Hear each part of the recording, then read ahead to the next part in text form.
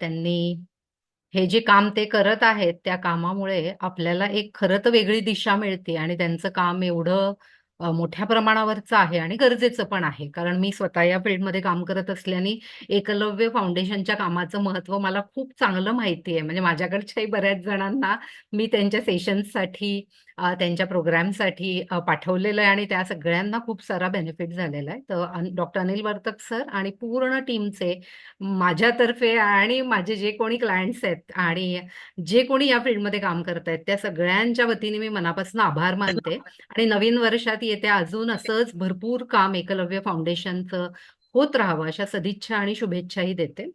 आणि थँक्यू मंजिरीताई, तुम्ही खूप छान इंट्रोडक्शन करून दिल्याबद्दल. आणि पुन्हा एकदा सगळे जे जॉईन झालेत त्यांना मनापासून धन्यवाद की या टॉपिकवर जाणून घ्यायची तुमची इच्छा आहे आणि तुम्ही आज सगळे इथे आहात. तर आपण ही एक 1.5 तासाची जर्नी असं समजूया. ही जर्नी आपल्याला आपल्या अतिशय जिव्हाळ्याचा विषय आहे की ज्यामध्ये आपण ऑन ऑफ वेगवेगळ्या पद्धतीने आयुष्याच्या वेगवेगळ्या टप्प्यांवरनं ते चिंता असेल, काळजी असेल, ताण असेल, आपण जात असतो.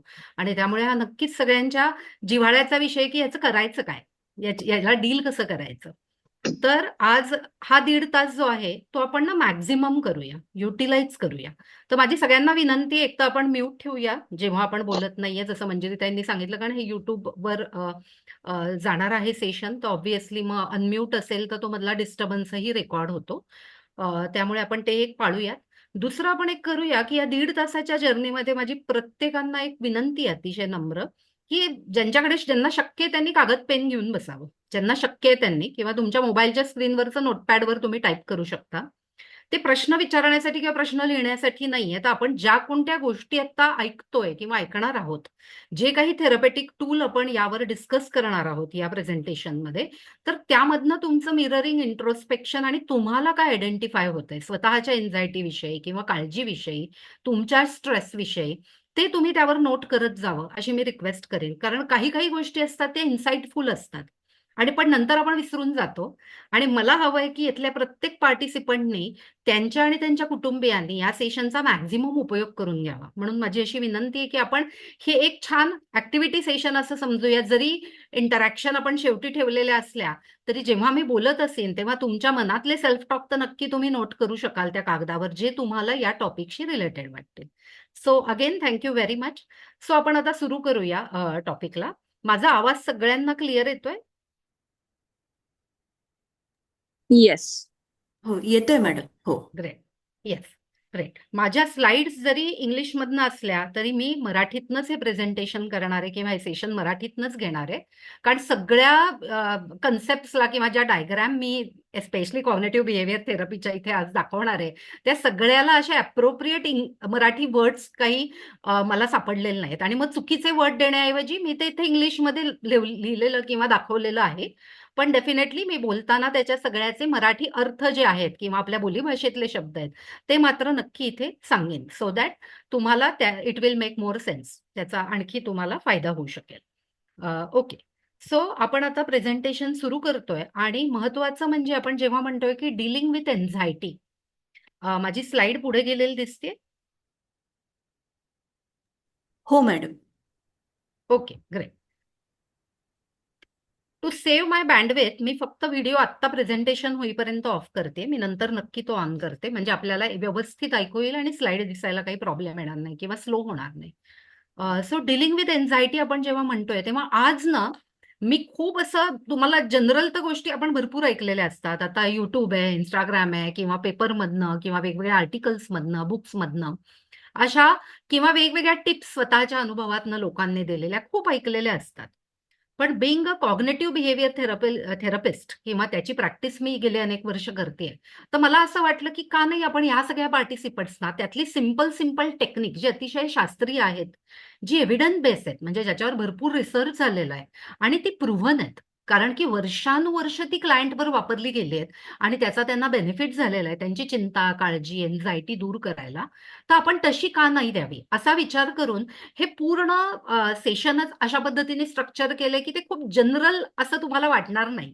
ते तुम्हाला एखाद्या कदाचित असंही वाटेल की हे अभ्यासाचं लेक्चर चाललंय. I am sorry for that. I will make sure की मी तसं ते वाटू देणार नाही. पण त्यातल्या काही कन्सेप्ट अशा आहेत ज्या आपण थेरपेटिक समजून घेतोय. त्यामुळे ते जास्त शास्त्रीय आधार असलेलं असं सेशन आहे. म्हणजे चिंता हाताळायचे जनरल नुक्से जे असतात किंवा जनरल जे काही गोष्टी असतात ते आपल्याला माहिती असतात. आपण वापरत असतो. आपल्याला खोलवर डीपली त्या चिंतेवर काम करायचंय, त्या काळजीवर काम करायचंय आणि आमच्या भाषेत आम्ही म्हणतो की चिंता अशी गायब नाही होत, व्हॅनिश नाही होत ती आपल्या आयुष्यातनं. कोणत्या ना कोणत्या फेजमध्ये वेगवेगळ्या चॅलेंजिंग सिच्युएशनमध्ये पुन्हा ती उभी राहते आपल्या समोर येऊन. तर चिंतेचं व्यवस्थापन करायचंय आणि ते व्यवस्थापन करताना सगळ्यात महत्वाचं असतं ते असते आपली कोपिंग मेकॅनिझम. आपली डीलिंग मेकॅनिझम. म्हणून चिंता एकसारखी असली तरी एकाच घरातल्या व्यक्ती वेगवेगळ्या पद्धतीने त्याच्याशी डील करतात किंवा रिॲक्ट करतात. का याचं कारण आहे? कारण त्या प्रत्येकाची डीलिंग मेकॅनिझम त्या चिंतेशी, त्या चॅलेंजशी, त्या काळजीशी दोन हात करायची प्रत्येकाची क्षमता, प्रत्येकाची स्किल्स वेगवेगळी असू शकतात. मग आपण त्या स्किल्सना जर वाढवलं तर म्हणजे चिंतेसमोर आले शत्रू तरी सुद्धा आपलं सैन्य आपल्या शस्त्रांना आपण धार काढलेली आहे. त्यामुळे आपल्याला चिंतेचं डीलिंग करणं जास्त सहज सोपं होईल. मी असं नाही म्हणत की ते चिंता निघून जाईल. ते इतकं सोपं आहे की कुणालाही जमेल असंही मी म्हणत नाही. मी असं काही क्लेम करत नाही.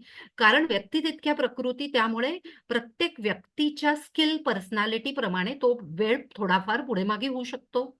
प्रत्येकाला लगेचच ते जमेल असे नाही. काही जणांना थोडा वेळ लागू शकतो. आणि त्यामुळे आपण तो जो इंडिव्हिज्युअलिटी आहे ते प्रत्येकाचं वैयक्तिक असणं आहे, त्यांची युनिकनेस आहे त्याला रिस्पेक्ट करूनच आजच्या टूल्सवर काम करणार आहोत किंवा बोलणार आहोत. सो आय होप सगळेजण माझ्या बरोबर आहेत या जर्नीमध्ये. जे सगळे 30 जण माझ्याशिवाय जॉईन झालेले आहेत. मला 31 दिसतोय नंबर. I hope everyone is with me now. Yes. हो. So shall we start this journey? Yes ma'am. करूयात सुरू? ग्रेट. हो. सो हा एक डिस्क्लेमर आहे. ऑलरेडी मी हा डिस्क्लेमर आता जे काही बोलले त्याचाच आहे. माझी स्लाइड. येस. तर पहिलं म्हणजे कोणतीही पर्सनल ओपिनियन मी यात मांडलेले नाही आहेत. सगळे एव्हिडन्स बेस्ड टूल आहेत. आणि दुसरं महत्वाचं म्हणजे की आजचं सेशन ऐकल्यानंतरही बऱ्याच जणांना असं वाटेल की अरे मला अजून गोष्टी जाणून घ्यायच्या आहेत. अजून गोष्टी मला माझ्या स्वतःचे एन्झायटी आणि स्ट्रेस एरिया जे लाईफचे आहेत त्याला मॅप करायला, त्याला मॅनेज करायला मला पर्सनलाइज हेल्प हवी आहे. तर please don't hesitate to reach to your professionals. कारण की ते आपल्याला आणखी स्पेसिफिक कस्टमाइज असं स्ट्रक्चर तयार करायला मदत करणार आहेत. त्यामुळे हा महत्वाचा मुद्दा आपण लक्षात ठेवूया या जर्नीमधला, की आजचं सेशन 90 मिनिटाचं म्हणजे सगळं मला ज्ञान मिळालं असंही नाहीये. कदाचित त्यापेक्षाही वेगळे काही चिंतेचे प्रकार किंवा समस्या आपण फेस करत असू शकतो. तेव्हा त्याला एक कस्टमाइज स्ट्रक्चर देणं गरजेचं आहे. पण मी एवढी खात्री देते की आज जे काही आपण बोलणार आहोत त्यांनी तुम्हाला तुमच्या एन्झायटी, चिंता, काळजा ह्याचं असं एक शास्त्रीय स्ट्रक्चर तयार करायला मदत होणार आहे. सुरुवात तरी होणार आहे. मे बी आपण म्हणू लेव्हल 1, लेव्हल 2 टूल्सवर आपण काम करणार आहे आणि डीपर लेव्हल काम करायला त्याची कशी प्रॅक्टिस करायची तेही मी आज सांगणार आहे. सो आजच्या वेबिनारचं ऑब्जेक्टिव्ह काय आहे? तर पहिलं तर अवेअरनेस करणं की काय कॉग्निटिव्ह मॉडेल आहे. चिंता होते मला म्हणजे नक्की काय होतं? मला स्ट्रेस येतो म्हणजे नक्की काय होतं? मला वरी वाटते, मी पुन्हा पुन्हा ओव्हर थिंकिंग किंवा खूप विचार करते म्हणजे नक्की काय होतं? हे समजून घेणार आहे. त्यानंतर we are going to map wellness म्हणजे आपला वेलनेस, आपली आरोग्याची जी आपली परिभाषा आहे, आपल्या होलिस्टिक वेलबिंगची एक छान अशी जी आपण ठरवलेली परिभाषा आहे, तिचं मॅपिंग करणं. डे टू डे कसं मॅप करायचं? तर असेसमेंट करणं, मूल्यमापन करणं की मला नक्की चिंता होते म्हणजे मला काय काय होतं? डे टू डे लाईफमधल्या या गोष्टींनी माझ्यामध्ये कोणती सिम्पटम्स तयार होतात? कोणते विचार येतात? मग नक्की मी कोणत्या पातळीवर आहे चिंतेच्या? हे मॅपिंग करणं म्हणजे ज्याला आम्ही असेसमेंट, इव्हॅल्युएशन किंवा मूल्यमापन म्हणूयात. आणि तिसरा जो एरिया आहे याचा तो म्हणजे ऑब्व्हियसली आपली एन्हान्सिंग आणि एम्पॉवरिंग कोपिंग स्किल्स. स्वतःची किंवा इतरांची, जे कोणी तुमच्या कुटुंबियातले, जे कोणी तुमच्या सर्कलमधले, जे कोणी ज्यांच्याविषयी तुम्हाला काळजी वाटते असं कुणीही जर या चिंतेमधनं जात असेल, काळजीतनं जात असेल, स्ट्रेसमधनं जात असेल, तर त्यांना त्यांची कोपिंग स्किल्स वाढवायला मदत करणं हा पण आपला गोल राहील. तर पहिल्यांदा ऑब्व्हियसली पहिली स्टेप आहे अवेअरनेस. त्यातला आपला सायको एज्युकेशन पार्ट आजचा आहे तो म्हणजे चिंता म्हणजे काय? कोणकोणते एरियाज आणि डायमेन्शन्स असतात चिंतेचे आणि काय युज्युअल सिक्वेन्स असतो? स्ट्रेस आणि एन्झायटीचा आपण ट्रॅप म्हणतो. तो ट्रॅप म्हणजे एक पिंजरा किंवा ती साखळी तयार होते चिंतेची की एकच विचार येत नाही, ते येत राहतात. तेव्हा काय काय असू शकतं त्यामध्ये, यावर आपण काम करणार आहे. ठीक आहे. पण मी एका ऍक्टिव्हिटीनी सुरू करते. तुम्हाला चित्र दिसतायत, काही फोटो दिसतायत इथे, आणि त्याच्या खाली इमोशन्स लिहिलेले आहेत, राईट? सगळ्यांना दिसतायत? Yes. Yeah. हो ओके. सो सिम्पल आहे. आपण फक्त खूप जणांची उत्तरं नाही घेऊ शकत ड्यू टू टाइम कन्स्ट्रेंट, कारण आपल्याला कंटेंट बराच आहे. तर मी एकाच कुणाला तरी रिप्रेझेंटेटिव्ह म्हणून रिक्वेस्ट करणार आहे की इथे काही प्रश्न दिलेत मी, पण प्रत्येकाने ही ऍक्टिव्हिटी मनातल्या मनात करा आणि त्यांनी जो कागद घेतलेला आहे समोर किंवा वही घेतलेली आहे त्यात त्यांची उत्तरं तुम्ही लिहू शकता. So it is your own activity to understand or to start with to do the ice break to understand the anxiety. आपण समजून घेतो एन्झायटी, त्याची सुरुवात करतोय आपण. So pick any emotion from given picture. या चित्रांमध्ये ज्या 6 इमोशन्स दाखवण्यात आलेले आहेत त्यातली कोणतीही एक इमोशन तुम्ही निवडा आता. ठीक आहे. त्यानंतर recall any incident which is associated to that emotion. तुमच्या किंवा तुमच्या जवळच्या क्लोज व्यक्तींच्या आयुष्यातला त्या इमोशनशी रिलेटेड कोणताही एक प्रसंग तुम्ही आठवायचा प्रयत्न करा किंवा आठवा. मग तिसरी स्टेप आहे, जेव्हा तो प्रसंग तुम्ही आठवाल तेव्हा त्या प्रसंगाशी अनुरूप असे विचार येत आहेत का तुमच्या मनात, का नुसतीच इमोशन येते, आणि ते विचार काय आहेत तेही आठवायचा प्रयत्न करा. आणि लास्ट असा आहे प्रश्न की जेव्हा तुम्ही ती आठवण येते, तो ती भावना आठवली, मग त्याच्याशी असोसिएटेड इमोशन आठवल्या किंवा त्या इमोशनशी रिलेटेड प्रसंग आठवला, त्या प्रसंगाशी रिलेटेड विचार आले, मग पटकन आपण तिथे जाऊन पोहोचलो, आपलं मन असं झटक्यात वाऱ्याच्या वेगाने तिथे पोहोचलं. मग तेव्हा आपण काय वागलो होतो, काय केलं होतं, त्याचे काय परिणाम होते त्या प्रसंगाचे किंवा त्या भावनेचे, हेही आठवायचा प्रयत्न करूया. इथे मी आता सगळ्या मिक्स इमोशन्स गेल्यात, म्हणजे even happy emotions are added here. कोणी उत्तर देऊ शकेल या, म्हणजे कोणी ही ऍक्टिव्हिटी केली असेल तर पटकन कोणी एखादा representative can just unmute and tell, that would be really helpful. पण आपण एकच उत्तर घेऊ शकतोय. हाँ मैं आता बता सकता हूँ अभी का। हाँ हाँ, प्लीज प्लीज प्लीज बजरंग जी बोलिए. मेरे अभी मेरी मिसेज बाहर गई थी हाँ और हाँ. मैं एमआई हूँ और मैंने कहा वो फ्रूट काट दो मेरी मीटिंग है, तो उसने बोला हम्म. मैं नहीं करूँगी। आप भी मेरा ये हेल्प नहीं किया कि काम वाली आके बर्तन मांज दे, मैं नहीं करूँगी। और मैं अच्छा. दूसरी मीटिंग में था और लग गया जूम मीटिंग में। तो हाँ मेरे हाँ. मीटिंग के बजाय विचार चलने लगे, ये ऐसे करती है, वो कैसे करती है, वो ऐसे करती है। 1.5 घंटे तक वो अच्छा. मीटिंग रही, उसमें ध्यान नहीं रहा और वो विचार चलते गए। जो ही मैंने ओके. कमरा खोल बाहर आया, देखा कि उसने तो फ्रूट काट के रख दिए हैं। तो एवापोरेट ओके. हो गई, मैं क्या क्या विचार करता रहा फालतू में, और वो फ्रूट काट के हाँ. रख दिए। और इस तरह से विचार चलते हैं और फिर वो डिसअपियर हो गए 1.5 घंटे बाद, राइट.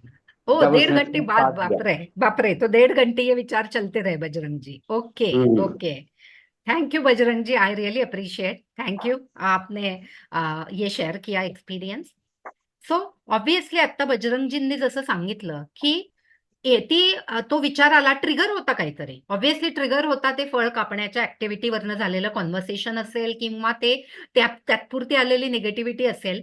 पण तब्बल 1.5 तास त्यांच्या मनात वेगवेगळे विचार चालू होते जेव्हा की ते खोलीत होते. आणि खोलीतनं बाहेर आल्यावर त्यांनी पाहिलं की फळं कापलेली आहेत. पण तोपर्यंत विचार आले ना, आता त्या 1.5 तासाला परत आणता येईल. ते विचार जे काही असतील, मग ते अपसेट असतील, ते रागाचे असतील, ॲजिटेशनचे असतील, इरिटेशनचे असतील किंवा अजून कोणतेही असतील, तरी सुद्धा ते विचारांमध्ये ते गेले 90 मिनिटं. आणि त्या 90 मिनिटामध्ये तयार झालेल्या भावना या वेगवेगळ्या होत्या. पण जेव्हा त्यांनी पाहिलं फळं कापलेली आहेत, तेव्हा सडनली ते डिसअपिअर झाले. ते म्हणले ते गेले, पण 1.5 घंटे बाद गए. या ऍक्टिव्हिटीवरनं आपल्याला समजतंय की एखादी भावना, एखादा विचार हा एकटा येत नाहीये. एक तर ते बहुसंख्येने येत आहेत आणि दुसरं म्हणजे ते हेल्पफुल किंवा अनहेल्पफुल शकतायत. पण अनफॉर्च्युनेटली जर ते अनहेल्पफुल आहेत किंवा अनहेल्दी आहेत, आपण निगेटिव्ह हा खूपच रिझर्व्ह वर्ड आहे किंवा एक लिमिटेड वर्ड आहे, पण निगेटिव्ह म्हणू शकता तुम्ही. तर तसे परिणाम आहेत त्याचे, आणि ते परिणाम काय काय होतात तेही आपण बघणार आहे. इमॅजिन करा 90 मिनिटं एखादा विचार चालणं किंवा काही विचार येणं आणि सातत्याने ऑन ऑफ डेली असे निगेटिव्ह अनहेल्पफुल विचार येणं. नक्की त्याचे काहीतरी परिणाम आहेत आणि ते परिणाम कदाचित आपल्या शरीरावर होत आहेत, कदाचित आपल्या मनावर होत आहेत, कदाचित आपल्या ऍक्टिव्हिटी लेवलवर होत आहेत, कदाचित आपल्या नात्यांवर होत आहेत. याचा अर्थ त्याला डील केलं पाहिजे. एक मोठा भाग व्यापतायत ते आपल्या आयुष्याचा. Do you all agree with this? Right? आणि त्यामुळे यावर काम केलं पाहिजे. So are you all with me? Yes participants? Yes. Great. So आपण आता पुढे जाऊया. ही छोटीशी ऍक्टिव्हिटी होती to enter in the topic, की विचार आणि भावना आणि त्याचे होणारे परिणाम हे लक्षात ठेवूया आपण. आणि आता आपण एन्झायटीच्या मेन टॉपिकला सुरू करूया. आपल्याला काय काय माहिती आहे स्ट्रेस आणि एन्झायटी विषयी? खूप काही माहिती आहे. सोशल मीडियावरनं ऐकलेलं आहे, वाचलेलं आहे, आपल्या आई-वडिलांनी किंवा मोठ्या लोकांनी सांगितलेलं आहे किंवा आपल्या अनुभवातनं आपण माहीत करून घेतलेलं आहे. Lot of general knowledge is there out. खूप सारं जनरल नॉलेज आहे. स्ट्रेस काय, एन्झायटी काय, त्याचे परिणाम काय आहेत, हेल्थवर होणारे परिणाम काय आहेत, की यूज स्ट्रेस कसा चांगला आहे, डिस्ट्रेस कसा वाईट आहे, किंवा चांगलं डाएट, स्लीप आणि हेल्दी हॅबिट कशा महत्वाच्या आहेत एन्झायटी किंवा स्ट्रेस रिड्यूस करायला, किंवा एक्सरसाइज कसा केला पाहिजे स्ट्रेस आणि एन्झायटी रिड्यूस करायला, किंवा आपल्या बॉडीवर कॉन्स्टंट स्ट्रेस आणि एन्झायटीचे काय काय अनहेल्दी इम्पॅक्ट होतात, आणि असं बरंच काही. आपल्या सगळ्यांना हे बरंच काही सातत्याने कुठनं ना कुठनं वेगवेगळ्या माध्यमातून आपल्या कानावर पडतंय. आता आपण जाणून घेऊया की what are the possible areas or concerns show up along with the anxiety. म्हणजे चिंता एकटी येते का नाहीये, तिची भावंड घेऊन येते, पूर्ण फॅमिली घेऊन येते. काय काय असू शकतं? चिंता आहे मला जेव्हा असं एखादी व्यक्ती म्हणते, मला ताण आहे असं एखादी जेव्हा व्यक्ती म्हणते, तेव्हा काय काय असू शकतं? एक तर कॉन्स्टंट ओव्हर थिंकिंग किंवा काळजी असू शकते, वरी असू शकते, भीती असू शकते कोणती, किंवा इमोशनल संवेदनशीलता, अतिसंवेदनशीलता असू शकते. राईट? भावनिक संवेदनशीलता किंवा खूप सेन्सिटिव्हिटी म्हणूया आपण. ॲजिटेशन, इरिटेशन असू शकतं. म्हणजे आपल्याला काही गोष्टींविषयी आपण खूप इम्पेशंट बनतो, आपण ॲजिटेट असतो, आपल्याला ती गोष्ट सहन होत नाही, पटकन आपण रिॲक्ट करू शकतो, अशा स्टेजला आपली भावना असते. किंवा राग आणि असहिष्णुता असू शकते.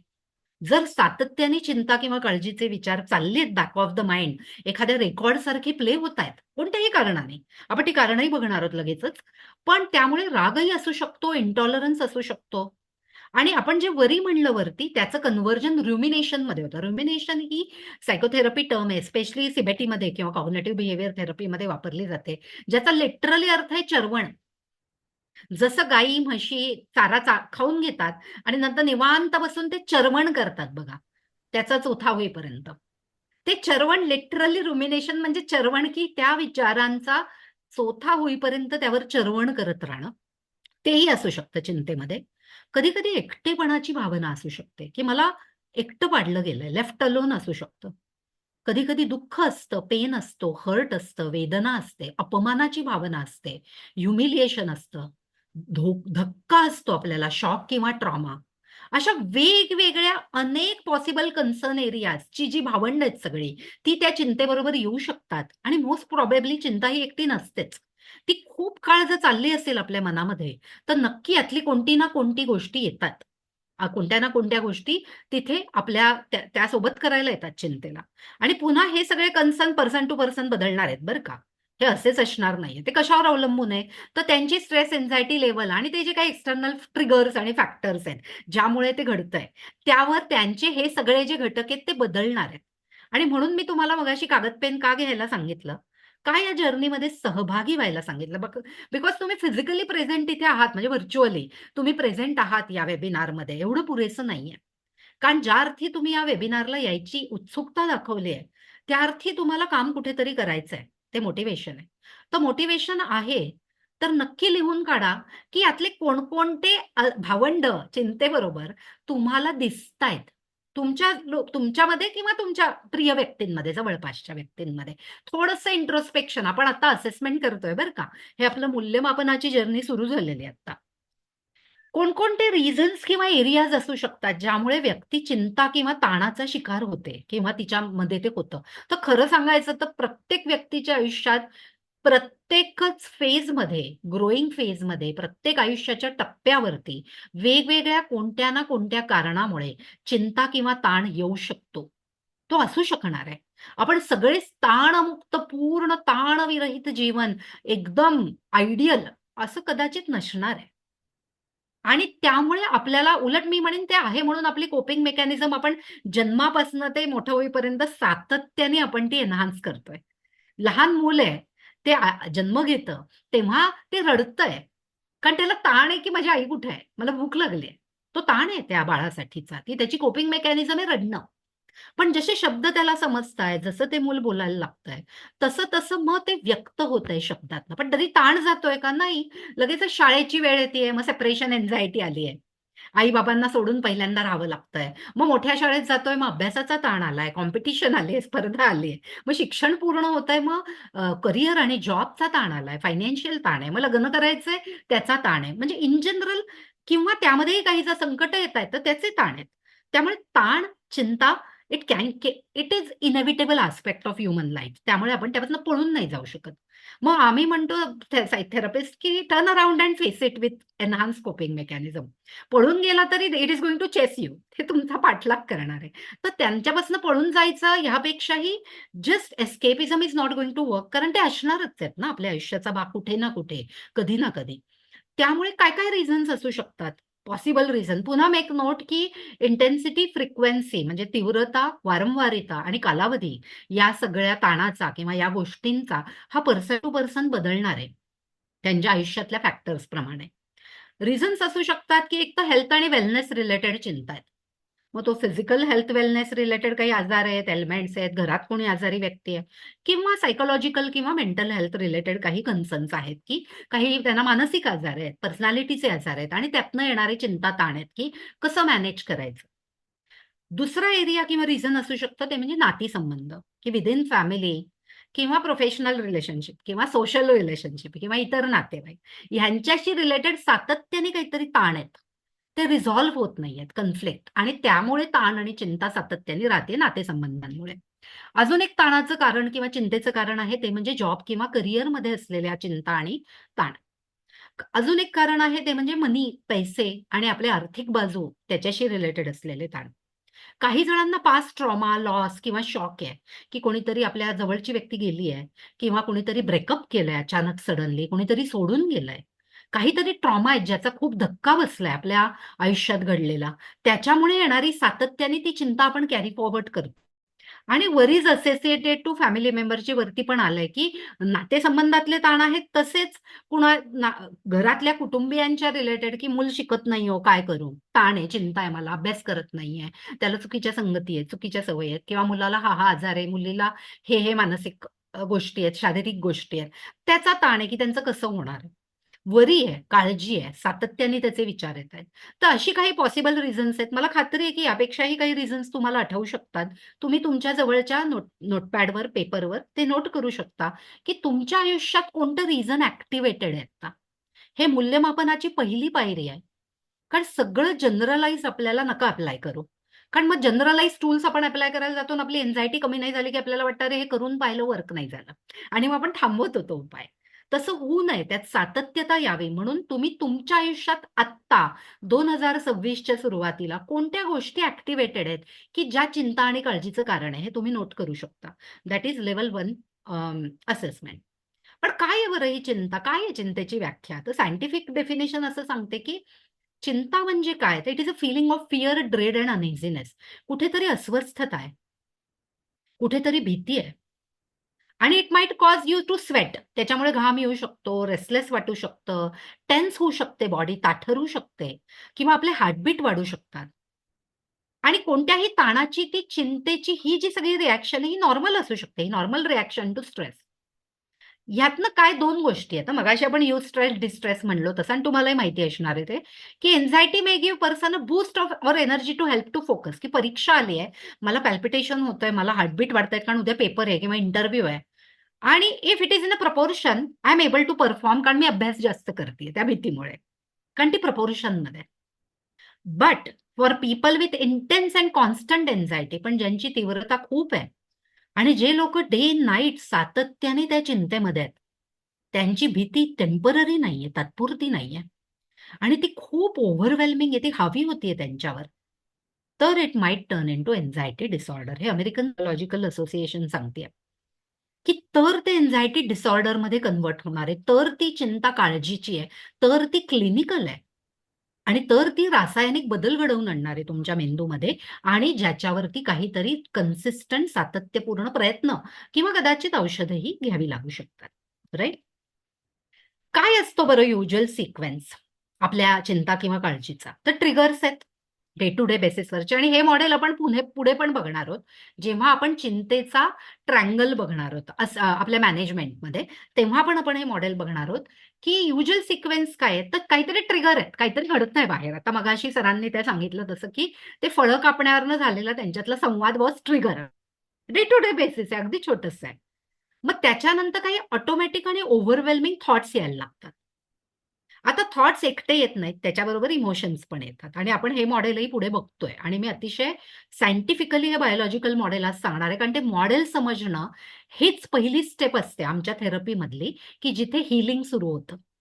Because every time I understand, I recall the model, मला ते आठवतं, तेव्हा माझ्या लक्षात येतं की हे मला नाही घडू द्यायचंय आणि मग मी काहीतरी वेगळे ऍक्शन, वेगळा रिस्पॉन्स द्यायचा प्रयत्न करते, ज्याच्यामुळे चिंता कमी व्हायला मदत होते. त्यामुळे ऑटोमॅटिक आणि ओव्हरवेल्मिंग थॉट्स येतात, ज्याच्याबरोबर काही अनहेल्दी इमोशन्स अटॅच आहेत. नुसते येतात का ते? नाही.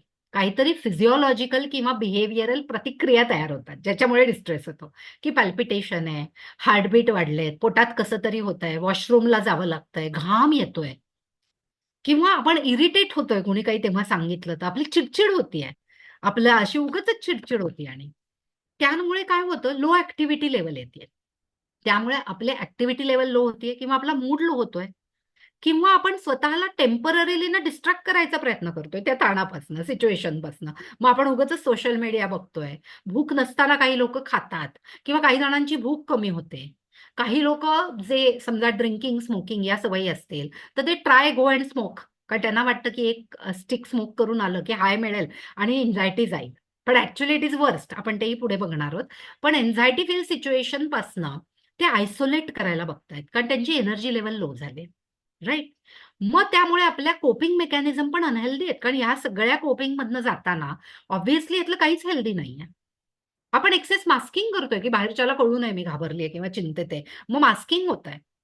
आपले इमोशन सप्रेस केले जाऊ शकतात, जर ते दाखवता येत नसतील. समजा आपण ऑफिसमध्ये आहे आणि बॉसनी काहीतरी बोलून आपल्याला एस्केलेट केलंय किंवा रागवलंय आणि कुठेही म्हणजे आणि आपल्याला आपले इमोशन्स, अँगर आलाय पण तो दाखवता येत नाहीये बॉसवरती. आपले इमोशन्स आपण सप्रेस करतोय आणि मग तो येऊन घरी कदाचित आपण व्हेंट आउट करतोय. आपल्या फॅमिली मेंबर्सवर, स्वतःवर, स्वतःला त्रास करून घेऊन.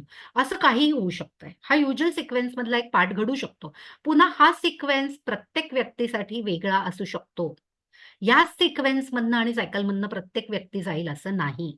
पण चिंतेच्या तीव्रतेनुसार, वारंवारितेनुसार आणि चिंता किती काल तुम्ही कॅरी करताय, कालावधी काय आहे त्याचा, त्यानुसार ह्यापैकी काही सिम्प्टम्स येऊ शकतात. Thinking or anticipation of stressful situation, म्हणजे या चिंतेतनं मी जात असताना हे असं झालं तर, व्हॉट इफ, बापरे हे असं झालं तर, मला असंच नाही जमलं तर, म्हणजे सगळे पॉसिबल निगेटिव्ह कन्सिक्वेन्सेसच मन त्या एन्झायटीच्या वेळेला इमॅजिन करतंय आणि त्यामुळे सिम्प्टम्स अजून वाढतायत. ते चक्रव्यूहासारखं सायकल होतंय आणि पर्सन ट्रॅप्ड आहे. त्याला वाटतं बापरे I am trapped, I am helpless, असहाय्य वाटतंय.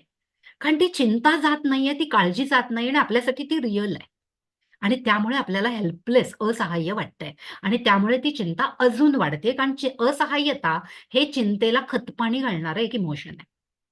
सो युज्युअल हा असा सिक्वेन्स आहे, अशा पद्धतीने चिंता वाढत जाऊ शकते किंवा तिचं एक चांगलं पॉझिटिव्ह आउटकम नाही येत आहे. एव्हरीवन ॲग्रीज विथ दिस? जे कोणी इथे आता पार्टिसिपेट केलेले आहेत पार्टिसिपंट्स, साधारण अशा पद्धतीने एखादा चिंतेचा, हे रोज होत असेल असंही नाही म्हणत, पण एखाद्या ट्रिगरिंग सिच्युएशनमध्ये हे होऊ शकतं. बरोबर? Anyone Yes. Agree? Yes. True. Right? So I hope you all are able to relate with this. आणि या युज्युअल सिक्वेन्समधनं आपण जात असतो. मग आता आपण हे मूल्यमापन ऑलरेडी करत आलोय, ट्रेस करतोय, आपण असेस करतोय, व्हॅलेट करतोय. तर चला अजून त्याला एक काही शास्त्रीय अशी परिमाणं देऊयात. कारण मला माहितीये की जे कोणी खरंच सिरियसली इथे आहेत आता प्रेझेंट आणि खरंच हे ऐकतायत मनापासनं, ते नक्की हे मूल्यमापन त्यांच्या मनातल्या मनात सुरू झाली आहे ती journey. They are assessing their emotions. हां. तर असेसमेंटमध्ये साधारण हा झोन ऑफ इमोशनल स्टेट आहे. हे अगदी बेसिक इन्फॉर्मल असेसमेंट टूल आहे. की साधारण in which zone you are dwelling more often. Just take a moment, sit back, see this picture in front of you on the screen. आणि या पिक्चरमध्ये तुम्हाला 3 झोन दिसत आहेत. एक राईट मोस्ट साईडला आहे हेल्दी पॉझिटिव्ह, मध्ये आहे पॅसिव्ह सप्रेस्ड, आणि लेफ्ट मोस्ट साईडला आहे एक्स्ट्रीम अनहेल्दी किंवा निगेटिव्ह. आता आपल्याला लक्षात घ्यायचं आहे की हा जो एक्स्ट्रीम अनहेल्दी निगेटिव्ह झोन आहे, जिथे very less or no hopes, काही आशा नाही आहे, सातत्याने व्यक्ती वरीड आहे, अँशियस आहे, किंवा अतार्किक अविवेकी विचार करते, बापरे असंच होणार, आता बॉस मला रागवणार, आता माझी गाडी मिस होणार, आता ना मी उशिराच पोचणार. अविवेकी विचारांची चेन ऑफ थॉट्स तयार होतीये. आणि हे एक्स्ट्रीम अनहेल्दी निगेटिव्ह झोनमध्ये, कारण त्यांना दुसरी पॉसिबिलिटी बघताच येत नाहीये, त्यामुळे त्यांचा ब्रेन जसा शट झालाय, नुसता निगेटिव्ह साईडलाच बघतोय ड्यू टू एन्झायटी, ताणामुळे. तर मधला जो पॅसिव्ह आणि सप्रेस्ड आहे की ते असं दाखवतायत, आय एम केअरलेस, काय फरक पडत नाही, झाली तर झाली मिस. क्लोज देते, कारण ते डिनायलमध्ये आहेत ते, किंवा अनइन्व्हॉल्ड अँड डिटॅच आहेत, डिपेंडिंग ऑन कोणतं संकट, कोणता ट्रिगर आहे त्यावर हे अवलंबून आहे, पण ते अनइन्व्हॉल्ड आहेत. ते असं दाखवत आहेत की मला फरक नाही पडत आहे, पण ते एस्केपिझम ही टेक्निक वापरत आहेत, कारण ते सप्रेस्ड आहेत. ते दाबतायत ती एन्झायटी, कारण त्यांना they want to show themself, कारण कुणालाच आवडत नाही ना, मला लोकांनी वीक म्हणावं, घाबरटे म्हणावं, मला नाही आवडणार, तर I am going to suppress that. पण जो राईट मोस्ट झोन आहे तो आहे मोठा विवेकी, वास्तववादी आहे, की आली आहे ही चिंता मला, आता मला चिंतेशी 2 हात करायचेत. मला इमॅजिनरी अँटिसिपेटेड वरी पण नको, आणि चिंता नाहीच आहे असं खोटं इमॅजिनेशन पण नकोय. हा ट्रिगर आहे आणि मला चिंता आहे, आता मी काय करू? They are open and accepting. तर just sit back, take few seconds. कुठल्या झोनमध्ये तुम्ही जास्त ड्वेल होता? प्रत्येक ट्रिगरनुसार तो झोन वेगवेगळा असतो. Note it down on your paper.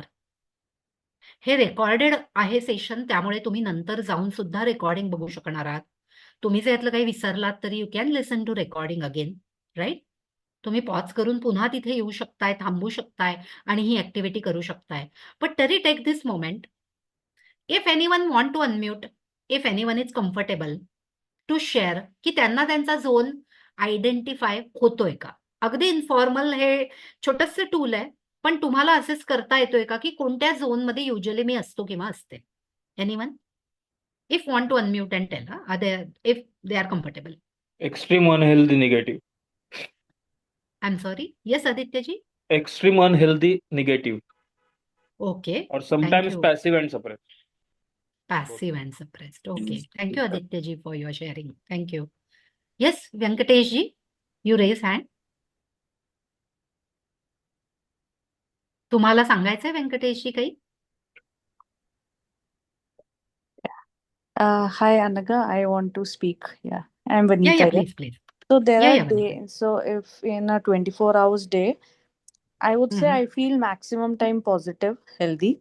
Mhm, But then there are mhm. few thoughts. I would say that for some time it is extremely unhealthy. Extremely Okay. unhealthy. It might take me 30 minutes to be in that, then come out of it, like that. Okay, okay, And okay. there is very little time where, so I go through eventually all the stages, but I out know, of I it know. Correct. healthy and positive is the maximum. But as I said, because something happened in the family, and that some thought Right, created some another thoughts that will right, keep me sad for maximum 30 minutes or 1 hour. So like you right, explained in your earlier slides. And passive right. and suppressed, for example, suppose I'm working in Capgemini, and I'm giving interviews. So sometimes Mhm. if it doesn't get clear or there's no feedback, okay, so I'll be Mhm. careless. अरे ठीक है, जाने देना यार, next में देख लेंगे, apply कर लेंगे. So that way, हाँ, right. carefree in a good way, not passive or suppressed way, I but carefree understand. in a good Yeah, way. I So understand. that way it happens Okay. with me. Yeah. Oh, great, great. Thank you, Vanita ji. You have elaborated actually how you are going through the, zone of emotions, and I appreciate your sharing. Thank you so much. Yes, anyone else? Because someone else also raised hand. अजून कुणाला काही share करायचंय? हा व्यंकटेश बोलतोय. हा हा बोला. हा, त्याचं असं आहे की मला एक मुलगी आहे, एकुलती मुलगी, तिला बायपोलर डिसऑर्डर आहे. ओके. आणि जवळजवळ 18 वर्षाचा हा प्रवास आहे. हम्म. गेले 9 महिने ती मॅनिक डिप्रेसिव्ह फेज मध्ये आहे. ओके. पण आता इतक्या सगळ्या वर्षांच्या अनुभवामुळे माझं मसल जे आहे ते खूप डेव्हलप. झालेलं आहे. Right. Right. Hello. I I think he guess. went on mute. I think he went on mute. I think, yeah. Yeah. नाही, Because ऐकू I'm येत not आहे? able to see the. हा, ऐकू येत आहे. येस. हा, नाही, त्याचं असं आहे की गेल्या 18 वर्षाचा हा प्रवास आहे. माझ्या मुलीला जो त्रास होतोय तो, आणि गेले राईट. 9 महिने ती मॅनिक डिप्रेसिव्ह फेज मध्ये आहे. राईट. तर राईट. मला right. I have no other option but to be in a positive frame of mind. I associate hmm. Myself with Eklavya mental health foundation, bipolar India, right. Family, all hmm. Other peer support groups, so that great. I build my great. muscle and I go on. Right. After right. I all, understand. hope lies eternal in the human breast. Right. Thank you so much. Absolutely. Appreciate your Thank you, lectures. Venkatesh. Thank you. Thank you, Venkatesh ji, for your sharing. Thank you. I appreciate the way you are dealing with things. Thank you so much for sharing. So obviously या झोनमधनं गेल्यानंतर आपल्याला लक्षात येते की कुठल्या तरी झोनमध्ये आपण ड्वेल होतोय. आता थोडं डीपर असेसमेंटकडे जाऊया. तर ही एक मला माहिती आहे की ही स्केल मी इथे पेस्ट केल्याने कदाचित क्लॅरिटी नसेल त्या स्क्रीनवरती. But any one of you want me to send it on a word document, I will send it to मंजिरीताई. सो तुम्हाला त्या पाठवतील, कारण मला ही तुम्ही बघायला हवी म्हणून मी ती पीपीटीवर ठेवली आहे. बट पीपीटीवर ऑब्व्हियसली त्याच्या प्लेस आणि त्याच्या जागेच्या लिमिटेशनमुळे ते असं छोटं दिसतंय थोडंसं. तर साधारण ती ही स्केल, ही पण पुन्हा एक बेसिक सेल्फ असेसमेंट स्केल आहे. थेरपिस्ट म्हणून मी सांगते की तुम्ही एव्हरी 2 to 3 वीक्स जेव्हा आपण जर्नलिंग करतोय, आपल्या थॉट्सचं थॉट रिस्ट्रक्चरिंग करतोय, तेव्हा साधारण ही स्केल कुठे आपण उभे आहोत या 2-3 आठवड्यामध्ये. अगदी 2-3 आठवड्याने दर महिन्याला बघू शकता, 2 महिन्यात बघू शकता की कुठे आहे. एक 7च त्यांनी इथे स्केलमध्ये प्रश्न दिलेत की एक लास्ट 2 वीकमध्ये मला काय वाटतंय, म्हणजे how often have you been bothered by the following problems, आणि त्याच्यामध्ये 4 रेटिंग्स दिलेले आहेत. Not at all, several days, more than half the days आणि नियरली एव्हरी डे. त्यामुळे जर तुम्ही 2-3 वर असाल तर ऑब्व्हियसली ते कुठेतरी कन्सर्न आहे किंवा तुमची चिंता वाढत आहे. जसं फॉर एक्झाम्पल मी 1-2 वाक्य वाचून दाखवते. फीलिंग नर्व्हस, अँशियस ऑर ऑन एज. आणि आपण 2 आठवड्याची असेसमेंट करतोय आणि खाली त्यांनी कसा स्कोअर आयडेंटिफाय करायचा, माइल्ड एन्झायटी आहे, मॉडरेट आहे का मॉडरेटली सिव्हिअर आहे का सिव्हिअर आहे. आता पुन्हा ही सेल्फ असेसमेंट स्केल आहे, ती इन्फॉर्मल असेसमेंट स्केल आहे. तिला रेटिंग स्केल म्हणतात. आपण कुणीही सायकॅट्रिस्ट नाही, त्यामुळे या रेटिंग स्केलवरून आपण परस्पर काहीही डायग्नोज करणार नाही आहोत. ही आपल्या नॉलेजसाठी आहे. हा यातला अतिशय महत्वाचा थंब रूल आहे. कोणत्याही स्केल किंवा असेसमेंट टूल इथे जे काही आपण डिस्कस करतोय ते सेल्फ असेसमेंटसाठी आहेत, पण डायग्नोसिससाठी नाही आहेत. Proper diagnosis can be done only by psychiatrist, those who have done MBBS MD. त्यामुळे आपण सर्वसामान्य माणसं आपल्याला कळावं म्हणून हे असेसमेंट करतोय.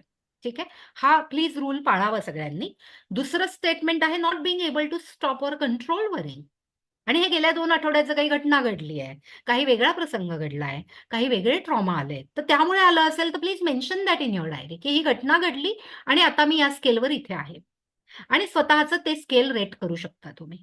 त्यातनंही तुम्हाला मॅपिंग करायला सोपं जाणार आहे की मला मग आता नक्की काम कशावर करायचंय, की मला जर कंट्रोल वरिंग करायचं आहे तर मला नक्की काय बनवलं पाहिजे टेक्निक आणि टूल पुढच्या 2 आठवड्यासाठी, म्हणजे त्याच्यानंतर मी असेस करेन तेव्हा ह्या रेटिंग्स कमी आलेल्या असतील किंवा नॉट ॲट ऑल मध्ये आलेल्या असतील. प्रयत्नपूर्वक आपल्याला हे करायचंय. म्हणून मी मगाशी म्हणलं चिंता व्हॅनिश करणं हे इनअप्रोप्रिएट किंवा थोडंसं अनरिअलिस्टिक गोल वाटतं मला. Sorry, maybe it is my opinion. मला असं वाटतं चिंता मॅनेज करता येणं, आपली कोपिंग मेकॅनिझम एनहान्स करणं can be realistic and rational goal. कारण की एनिवे चिंता किंवा ट्रिगर्स असणारच आहेत ना, part and parcel of life. That way I am actually, मी जसं मगाशी सर म्हणले व्यंकटेश सर की माझे मसल बिल्ड करणं हे जास्त अप्रोप्रिएट टेक्निक आहे, म्हणून मॅनेजमेंट हा शब्द मी वापरते. पण ज्या काही मूल्यमापनाच्या ह्या छोट्या फार टेक्निक किंवा आधी आपण असेच जे केलं की या फेजेस मधनं जातंय, हा सिक्वेन्स आहे, व्हॉट एव्हर इट इज, या सगळ्या स्ट्रॅटेजी सोल्युशन्स ज्या आहेत किंवा सोशल मीडिया ज्या काही आपल्यावर मारा करतंय सगळ्या टेक्निक्सचा, या काही प्रमाणात मदत करतात का? हो, करतात ना, नक्की करतात. आपण जर कन्सिस्टंट असलो तर नक्की करतात. But one size does not fit all. आणि म्हणून आपल्याला असेसमेंट का करायची आहे? कारण मी कुठे उभी आहे त्या चिंतेच्या एरियामध्ये, आत्ता कुठे उभी आहे. कदाचित मी आत्ता जिथे उभी आहे तिथे आधी नसेनही, किंवा मी आत्ता जिथे उभी आहे तिथे अजून काही वर्षांनी नसेन पण मला मी आत्ता कुठे उभी आहे ते कळणं, it is more a customize assessment will help me to give me a customize technique to deal with that.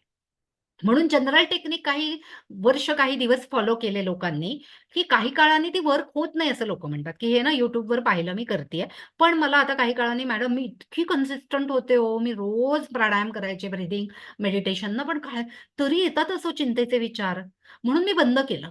तर मी म्हणलं ठीक आहे, आपण एक्झॅक्ट टेक्निक बनवूया. मग आत्ता कोणती चिंता आहे त्याचं आत्ता औषध देऊया. मला गेल्या महिन्यात ताप आला होता आणि मी आत्ता औषध घेतलं, उपयोग होणार आहे का? नाही. मला आत्ता ताप येतोय, मी आत्ता औषध घेतलं पाहिजे, राईट? त्यामुळे ते टेक्निक जे फिजिकल आजारांना आहे तेच तुमच्या चिंतेला अप्लाय होतंय. मला आत्ता काय होतंय त्याला आत्ताचं टेक्निक आपण दिलं पाहिजे. दॅट्स वाय एक पर्सनलाइज युनिक स्ट्रेस आणि एन्झायटी एक्सपिरियन्स प्रत्येकाचा आहे, तसंच त्याला स्ट्रक्चर देणं हा दुसरा अवेअरनेसचा भाग आहे. आणि प्लीज नोट इट डाऊन, कारण त्यामुळेच आपण या कॉग्निटिव्ह बिहेवियर थेरपीचं किंवा हे आता जनरल जे इंटिग्रेटेड थेरपी मॉडेल मी आता तुमच्या पुढे मांडणार आहे त्याचं महत्व जास्त वाढतंय, कारण ते जास्त मदत करणार आहे. माझ्या आवडीचं चित्र आहे अगदी, की आपणच आपल्या मनात पीक करूया, एंटर करूया. अनेक भावना दिसतील मी माझ्या मनात डोकावताना. कधी मी रडतीये, कधी मी हसतीये, कधी मी अँग्री आहे, कधी मी सरप्राईज्ड आहे, कधी मी एक्साइटेड आहे. So let's get into the action now. आपण क्लीन करूया, काही अरेंज करूया आपल्या मनाचं कपाट, काही गोष्टी ऑर्गनाईज करूया, काही रिस्ट्रक्चर करूया. कारण आपल्याला आपलाच असा खूप जास्त प्रोडक्टिव्ह, कन्स्ट्रक्टिव्ह आणि असा विवेकी रिअल सेल्फ हवा आहे. आणि त्याची ही जर्नी आहे. So are you all with me in this journey? Yes participants? Shall we go to management now? Yes. Great. Okay. So understand करूया काय स्ट्रेस अँड एन्झायटीचं मॅनेजमेंट कॉग्निटिव्ह मॉडेल आहे, आणि मग आपण काही सीबीटी आणि इतर स्ट्रॅटेजीज, अशा इफेक्टिव्ह स्ट्रॅटेजीज बघूयात. So some simple evidence based cognitive behaviour therapy tools आपण इथनं बघतोय. आणि फक्त मी जरी सीबीटी असं सारखं म्हणलं तरी आय फॉलो इंटिग्रेटेड, कारण मी इक्लेक्टिक थेरपी अप्रोच फॉलो करते. त्यामुळे खूप सारे मिक्स अँड मॅच टेक्निक्स आहेत जी आपल्याला आजच्या सेशनमध्ये, पुन्हा मी म्हणते की हे लेवल 1 आहे कारण हा मोठा टॉपिक आहे. हा एका 90 मिनिटाच्या सेशनमध्ये सगळं एन्झायटीचं ज्ञान आपण एकमेकांना शेअर करतोय असं नाहीच आहे. त्यामुळे आज जे काही आपण बोलणार आहोत ते आपल्याला सुरुवात करायला नक्की मदत करेल, याची मी गॅरंटी देते. आणि ज्यांना कुणाला अजून मोठं ह्यामधलं काही अजून एक्स्ट्रा टूल्स, एक्स्ट्रा गोष्टी माहिती पाहिजेत, तर प्लीज रीच टू, म्हणजे मंजिरीताईंना तुम्ही सांगितलं तर I will send tools, techniques, त्याचं बनवून मी असं काही बुकलेट किंवा असं काही त्यांच्याकडे पाठवू शकेन. तो तुम्ही नक्की त्यांच्यापर्यंत रीच व्हा, so that you will have that with you. Okay. So कसं क्रिएट करायचं? मी मगाशी म्हणलं तसं की एक शारीरिक आरोग्याचं एक रुटीन असतं, की समजा एखाद्या व्यक्तीला 10 किलो वजन कमी करायचं आहे आणि एक दिवस जिमला गेले आणि हा व्यायाम केला, एका दिवसात 10 किलो वजन नाही कमी होणार आहे. मग माझी काही वर्षांची, समजा माझं वय 35 आहे, 40 आहे, जे काय असेल ते, तितक्या वर्षांचे माझे बिहेवियरल पॅटर्न्स आहेत, माझे विचार करायचे पॅटर्न्स आहेत, माझ्या सवयी आहेत, माझ्या चिंता आहेत, माझ्या आजूबाजूच्या नात्यांनी तयार झालेली टॉक्झिसिटी आहे, ते एका दिवसांच्या सेशनमध्ये किंवा एका दिवसाच्या प्रॅक्टिसमध्ये सगळं छान होईल? नाही, ॲब्सोल्युटली नॉट पॉसिबल. आणि म्हणून मानसिक आरोग्याचंही काहीतरी रुटीन पाहिजे.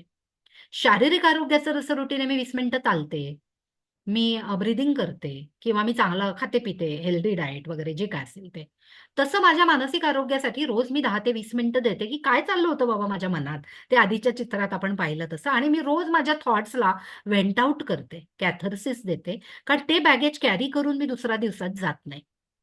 म्हणून please create self journal, diary or notebook. He step number 1 आहे. म्हणून मी ते आजच करायला लावलं, की आज घेऊन बसा तुमचा कागद, पेन, नोटपॅड, नोटबुक, जे काय असेल ते. Be regular and consistent and genuine, कारण आपल्याला बदल घडवायचा आहे ना, आपल्यासाठी घडवायचा आहे, आपल्या लाईफची क्वालिटी वाढवण्यासाठी घडवायचा आहे. तर जेन्युइन राहूयात आपण. आणि holistic mental health can be achieved by synchronization. कुणाचं सिंक्रोनायझेशन आहे? एकतानता आहे. कुणाची एकरूपता आहे? आपले विचार, आपल्या भावना आणि त्यावर आपण करत असलेले ऍक्शन्स किंवा वर्तन, बिहेवियर, ह्याची एकतानता आणणं. सो अशी ही जर्नी आपण करणार आहोत. सो येस, गिअर अप नाव.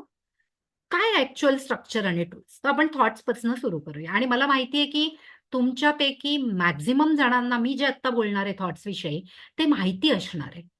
पण मी आत्ता ते एका न्यूरोबायोलॉजिकल मॉडेलशी अटॅच करते.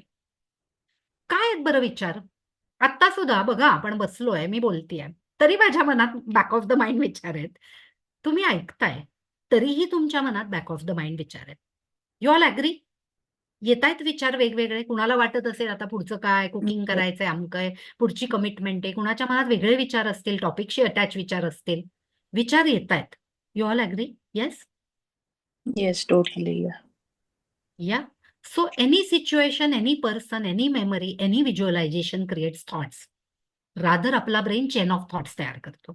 रिसर्च जेव्हा ह्युमन ब्रेनवर केलं वेगवेगळ्या पद्धतीने, तेव्हा असं लक्षात आलं, human brain create up to 60 to 80,000 thoughts per day. म्हणजे ह्यूज नंबर आहे. म्हणजे आपल्या प्रॉडक्टिव्हिटी मधला मॅक्झिमम एरिया काय प्रोड्यूस करतोय आपण, तर आपला ब्रेन तेवढे न्यूरॉन्सचे सर्किट्स तयार करतोय.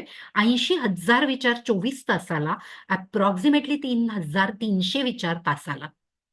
इतकं प्रचंड प्रोडक्शनचे विचारांचं. आपण मोजू पण नाही शकत येते. तांदूळ मोजण्यासारखं होईल ते, कारण वी कांट काउंट थॉट्स. इतक्या ह्यूज नंबरनी येत आहेत. आता इमॅजिन करा, इतक्या ह्यूज नंबरनी आपल्या बॉडी ब्रेनमध्ये तयार होणारं एवढं मोठं प्रोडक्शन आहे, आणि त्याला आपण सगळ्यात कमी महत्व देतोय, कारण ते दिसत नाहीयेत ना. आणि ते मात्र सतत पॉपअप होत आहेत. ऑटोमॅटिक थॉट्स पॉपकॉर्न सारखे पॉप होत आहेत सारखे. त्याला 80च म्हणतो आम्ही. 80ची काय डेफिनेशन ऑटोमॅटिक थॉट्सची ती आपण बघणार आहोत. आणि म्हणून त्याच्यावर काम केलं गेलं पाहिजे. हा कॉग्नेटिव्ह ट्रायड आहे किंवा ट्रायंगल आहे. हा असं सांगतो की थॉट्स आणि इमोशन्स इनएव्हिटेबली आणि अननोईंगली आपल्या ऍक्शन, डिसिजन, बिहेवियर आणि परफॉर्मन्स किंवा रादर आपल्या रिलेशन, ओव्हरऑल पर्सनॅलिटीवर इम्पॅक्ट करत असतात. जसे थॉट्स असतात तसेच थॉट्स ते तयार होतात. समजा ट्रिगर आहे एखादा, की समजा आपण उदाहरण घेऊया आणि बघूया. पुढे मी अजून एखादं उदाहरण दिलेलंच आहे, पण एक उदाहरण घेऊया की माझ्या समोर मी एखाद्या सोशल गॅदरिंगला गेले आणि माझ्या समोर एखादी व्यक्ती आली की जी मला अजिबात आवडत नाहीये. ठीक आहे, माझ्या मनात विचार, इथे पण एक उदाहरण दिलंय, we will go through that as well to understand it more. आणि मला ती व्यक्ती आवडत नाही. म्हणजे अरे यार, ही व्यक्ती इथे का आली आहे, माझ्या मनात विचार आले. बरं, ते नुसते विचार आले नाही, त्या व्यक्तीशी रिलेटेड पास्ट मधले एक्सपिरियन्सेस मला आठवायला लागले. तेव्हा त्याने असं केलं होतं, मला असं बोललं होतं. बापरे. Unless and until I have worked upon those experiences and healed those or forgiven to that person, they will pop up. आणि जरी मी फॉरगिव्ह केलेलं आहे, अगदी छान संत महंत झाले, मी फॉरगिव्ह केले, तरी पॉपअप होणार आहे त्या व्यक्तीचा चेहरा पाहिल्यावर. मग ते जे थॉट्स तयार होणार आहेत ते काही अनहेल्दी आहेत. कारण ती व्यक्ती समोर आली, मी छान एन्जॉय करते सोशल गॅदरिंग, ती व्यक्ती समोर आल्या आल्या अनेक थॉट्स आले, and the thoughts might be very unhelpful, unhealthy. ते might not be related to the social gathering I am part of, right. आणि ते थॉट जाणार आहेत इमोशन सेंटरकडे, नॉक नॉक करणार आहेत अॅमिगडालाच्या इमोशन सेंटरवर. ते इमोशनचं सेंटर दार उघडून बघेल आणि म्हणेल, ओ सगळे अनहेल्दी थॉट्स आहेत, या मेमरीज जुन्या दिसत आहेत, आपण सगळे अनहेल्दी इमोशन्सना बाहेर पाठवू, कारण त्या थॉट्स तसे इमोशन्स. थॉट्स हॅपी आहेत आणि इमोशन्स वेगळे आहेत असं नाही होणार युजली. त्यामुळे ते इमोशन्स अनहेल्दी बाहेर येतील. मग आता थॉट्स आणि इमोशन्स दोन्ही अनहेल्दी झाले, तर how can be behaviour will be healthy, how can be outcome will be healthy. त्याचा परिणाम हेल्दी कसा असेल? त्याचा परिणाम असा असेल, I will avoid that person. मी काहीतरी रूड बोलीन त्या व्यक्तीशी, कदाचित मी पार्टी सोडूनच जाईन जर खूप बॅड एक्सपिरियन्स असेल तर. किंवा कदाचित ती व्यक्ती समोर आली तर त्या व्यक्तीला कसं काहीतरी ऐकवायचं, सुनवायचं, याचं प्लॅनिंग करत पुन्हा विचार त्यामध्ये निघून जातील. म्हणजे इन जनरल थॉट्स त्यात ड्वेल होतील. असं होऊ शकतं. हे जे मी आता उदाहरण दिलं असं आपल्याबरोबर होतं कोणत्याही प्रसंगात. You all agree? येस? होतो नक्कीच. नक्कीच होतं, राईट. जसं इथे अजून एक उदाहरण दिलंय की मला काहीतरी परफॉर्म करायचंय आणि माझ्या मनात विचार येतो, I can't do this, what's wrong with me, everyone is looking at me. आता कधी इमोशन्स थॉटला ट्रिगर करू शकतात किंवा थॉट इमोशनला ऍक्टिव्हेट करू शकतात. बरं, ट्रिगर एक्सटर्नलही असू शकतो, एखादी सिच्युएशन, एखादी घटना, एखादी व्यक्ती, एखादी पास्ट मेमरी. पण फिलिंग आणि थॉट एकमेकांना ट्रिगर करायचा खेळ खेळतच असतात. आय मे फील अँशियस, I may feel nervous or stress, पण बिहेवियर काय आहे? Escape from the situation, avoid it in the future. म्हणजे एखाद्या पब्लिक च्या ठिकाणी काहीतरी बोलताना मी फंबल केलंय, मला नाही जमलंय, तर पुढच्या वेळेस अशा पब्लिक स्पीकिंगच्या ठिकाणी मी कदाचित जाणार नाही. किंवा सुरुवातीला खूप बटरफ्लाईज असतील माझ्या स्टमकमध्ये, किंवा मी उगाचच फंबल करीन. मी तयार आहे, माझं सगळं बोलणं माझ्या डोक्यात आहे, तरी मी फंबल करीन. कारण का? पास्ट मेमरीज ट्रिगर होत आहेत, ते फिलिंग्ज ऍक्टिव्हेट होत आहेत. ह्याच्यामध्ये ना फार महत्वाचं एक मॉडेल वर्क करतं. ते मॉडेल जे आहे ते फार महत्वाचं अशासाठी आहे कारण ते आपल्या ब्रेन मधल्या केमिकल्सना बदलतं. आपल्या सगळ्यांना हे माहिती असणार आहे, तरी मी रिपीट करते टू रिवाइज इट, की एखादी सिच्युएशन काही ऑटोमॅटिक थॉट्स तयार करते, त्याच्या रिॲक्शन 3 प्रकारच्या असू शकतात. त्या भावनिक असू शकतात, भावनांवर असू शकतात, त्या वर्तनावर असू शकतात आणि ते फिजिओलॉजिकल रिस्पॉन्स असू शकतात. म्हणजे पॅल्पिटेशन असेल, हार्टबीट वाढणं, स्टमकमध्ये बटरफ्लाय असणं, अनइझी वाटणं, घाम येणं, किंवा इरिटेबल बॉवेल सिंड्रोम, कुणाकुणा फ्रिक्वेंटली वॉशरूमला जावं वाटतं, कुणाच्या घशाला कोरड पडते. असे अनेक रिस्पॉन्स असू शकतात जे फिजिओलॉजिकल आहेत. आणि हे सातत्याने राहिलं तर even it get converted into acidity, hair fall, extreme sleeplessness or over sleeping, extreme काय म्हणतो इटिंग, किंवा अजिबात भूक न लागणं, काहीही असू शकतात. यातनं पुढचेही होतात. का होतात बरं हे तयार? तर आपण या उदाहरणानंतर बघूया की का होतं ते. ठीक आहे. ही सिच्युएशन आहे. मग आज ही जी डायग्राम आहे कॉग्निटिव्ह मॉडेलची, त्याचं उदाहरण आधी देते मी, की angry dog chasing a man. एक डॉग अगदी खूपच अग्रेसिव्ह झालेला, कालच पेपरला होतं कुठेतरी, जालना का कुठेतरी चालू होतं वोटिंग, आणि त्या पिसाळलेल्या कुत्र्याने अनेक जणांना चावलं, आजच्या का कालच्याच पेपरमध्ये.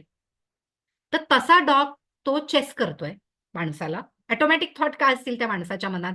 हा कुत्रा आता मला चावणार. रिॲक्शन आपण या डायग्राम मध्ये पाहिल्या तशा इमोशन मध्ये असतील, मी घाबरलीये, अफ्रेड आहे. Behaviour running away from the dog. Physiological response काय असेल? घाम येतोय, पॅल्पिटेशन होत आहे, फास्ट ब्रीदिंग होत आहे, कदाचित मी ओरडतीये, वाचवा वाचवा, वाचवा वाचवा करत. आता this way we respond or react to any stressful situation. याच्यापेक्षाही तुमचे काही प्रत्येकाचे आपल्या पूर्वानुभवांवर आधारित असे रिस्पॉन्स असतील कोणत्याही ट्रिगर किंवा इव्हेंटला. ट्रिगर काय असू शकतो? एक्सटर्नल फॅक्टर असू शकतो, एखादी व्यक्ती, situation, incident, internal past memory, एखादा एक्सपिरियन्स. थॉट्समध्ये ते कन्व्हर्ट होत आहे. थॉट्समुळे अझम्पशन्स येतात, ते असंच घडणार, तो बॉस मला असंच म्हणणार, समोर आलेली ती व्यक्ती मला असंच बोलणार. बिलीफ्स, आपल्या धारणा ऍक्टिव्हेट होत आहेत आणि आपले सेल्फ टॉक, इंटरनल डायलॉग्स असे बदलत आहेत. राईट. त्याच्यातनं इमोशन्स काय येत आहेत? अनहेल्दी किंवा हेल्दी असू शकतात, unhelpful, helpful, progressive, non progressive, negative, positive, मगाशी मी म्हणलं तसं. आणि रिस्पॉन्स, रिॲक्शन, कन्सिक्वेन्सेस, बिहेवियर सुद्धा प्रोडक्टिव्ह, नॉन प्रोडक्टिव्ह, किंवा सायकोसोमॅटिक, जे आता मी म्हणलं की फिजिओलॉजिकल रिस्पॉन्सेस. होतंय काय माहिती का? जेव्हा आपण असे स्ट्रेसवाले थॉट सातत्याने करतोय, ट्रिगर काहीही असू द्या. आता ट्रिगरचा रिमोट आहे का तुमच्या हातात? समोरनं येणारी व्यक्ती किंवा घरातली एखादी व्यक्ती त्रास देणारी, तो माझ्याकडे रिमोटचं बटन दाबलं आणि त्या व्यक्तीचा त्रास व्हॅनिश झाला. आय विश तसं असेल. मी तर थेरपिस्ट म्हणून मग पहिल्या स्टेशनला सगळ्यांना क्युअर करेन बटन दाबून रिमोटची. पण नाहीये माझ्या हातात. एक्सटर्नल फॅक्टर्सचा रिमोट, एक्सटर्नल व्यक्ती कशी वागेल, ती कशी इंटरप्रिट करेल, ती काय रिस्पॉन्ड करेल, माझ्या हातात नाहीच आहे रिमोट. भलेही ते माझं मूल असेल, किंवा माझा स्पाऊस असेल, किंवा माझे आई वडील असतील. माझ्या हातात रिमोट आहे. How I am going to interpret that. Right. मी त्याचं काय इंटरप्रिटेशन करते, त्यावर माझ्या मनात तयार होणारे थॉट अवलंबून आहेत. बरं, त्याचं इंटरप्रिटेशन माझ्या मनात टेरिबलाइज झालंय, मॅग्निफाईड झालंय, तर त्या विचारांची चेन चालू होणार आहे. बघा, तुम्ही रिलेट करू शकता एखाद्या रिसेंट घटनेविषयी ज्याच्यामुळे तुमची चिंता वाढली होती, किंवा तुमच्या जवळच्या व्यक्तीच्या आयुष्यातल्या चिंतेविषयी. आणि मग ती विचारांची चेन तयार झाली की ब्रेनमध्ये ॲड्रिनलिन, कॉर्टिझॉल, स्ट्रेस हार्मोन सिक्रेट होत आहेत. आणि हे जे मॉडेल आहे, हे एक्झॅक्टली मॉडेल हेच सांगताय की ती जी चेन ऑफ थॉट्स तयार होते, की जिथे ॲड्रिनलिन किंवा कॉर्टिझॉल पेन सेंटर्स ऍक्टिव्हेट करताय, कारण it is a stress hormone. Hypothalamus survival mechanism activate होतीये, कारण brain doesn't know whether it is a real emergency for that person, whether it is a life threatening, जीवन मरणाचा प्रश्न आहे, का whether it is a thought provoked emergency, विचारांनी आलेले emergency आहे. त्यामुळे fight, flight, freeze response hypothalamus देतोय. पण या प्रोसेसमध्ये काय होतंय, बॉडीमध्ये जो 5-6 लिटर ब्लड सप्लाय सगळ्या ऑर्गन्समध्ये, तो ब्रेनकडे जायला लागतो, कारण ब्रेन डझंट नो की थॉट प्रोवोक्टच इमर्जन्सी अनगाला होतीये, ती काही रिअल इमर्जन्सी नाहीये तिची.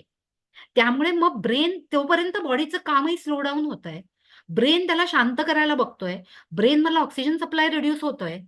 त्यामुळे तुमचे पॉझिटिव्ह न्यूरोकेमिकल्स जे आहेत, जे सर्व्हायव्हलला मदत करणार आहेत, जे म्हणजे डोपामिन असेल, सेरोटोनिन असेल, ऑक्सिटोसिन असेल, ते ड्रॉप्स डाऊन त्या मोमेंट पुरते. आता हीच घटना होऊन गेली की थोड्या वेळाने शांत वाटतंय, पण बऱ्याच व्यक्तींना बघा एखादी चिंतेचा एपिसोड झाला की एकदम असं थकल्यासारखं होतं बघा. खूप थकायला होतं कारण एक्झॉस्ट झाली बॉडी आणि ब्रेन फाईट करून. कारण हायपोथॅलॅमस ऍक्टिव्हेट झाला, सर्व्हायव्हल मेकॅनिझम ऍक्टिव्हेट झाली की बॉडीची नॉर्मल जी मेकॅनिझम चालू आहे सगळ्या ऑर्गन्सची तिथे इम्पॅक्ट होतोय. आणि नो वंडर ज्यांना जास्त काळ चिंता किंवा असा त्रास आहे त्यांना ऍसिडिटी होते, मायग्रेन्स असतात, त्यांना इरिटेबल बॉवेल सिंड्रोम असू शकतो. मी पुन्हा पुन्हा आयबीएसचं नाव का घेतेय? कारण IBS is a major psychosomatic symptom people are coming to me. बरेच client, even skin diseases, eczema, hairfall, झोपेचे इश्यू, इटिंग डिसऑर्डर्स, अशा अनेक गोष्टी ह्या जर लॉंग टर्म एन्झायटीचा शिकार किंवा ताणाचा शिकार असलेल्या व्यक्ती असतील तर हे सातत्याने दिसत आहेत आणि मग त्यावर काम करावं लागतंय. कारण नुसत्या त्या डॉक्टरकडे जाऊन ते औषध घेतलं, स्किन स्पेशालिस्ट, पोटाचे डॉक्टर आहे, अमक आहे, ते तात्पुरतं हील होतंय, पण मनातले विचार तसेच चालू असतील तर तसेच स्ट्रेस हार्मोन्स आणि तसेच पेन सेंटर ऍक्टिव्हेट होणार आहे, बॉडी तशीच रिस्पॉन्ड करणार आहे. आणि ही जर हॅबिट झाली ब्रेनला तर what you think it goes in permanent memory. As you think you become that way. ब्रेनला वाटतं हे असंच या व्यक्तीला करायचं की अनगाला हीच कोपिंग मेकॅनिझम आहे आणि तशीच कोपिंग मेकॅनिझम डेव्हलप होतीये. त्यामुळे प्रत्येक पुढच्या ताणाच्या ट्रिगरला मी तशीच रिस्पॉन्ड किंवा रिॲक्ट करते. हे सगळं सायकल आहे. Are you all with me? Yes. लक्षात येतंय की चिंतेचं मूळ किंवा चिंता कशी आपल्या न्यूरोकेमिकली चेंज करते आपल्या ब्रेनमधल्या रसायनांमध्ये. आणि ती जर लॉंग टर्म असेल तर तो कसा रसायनांमधला बदल परमनंट होतोय.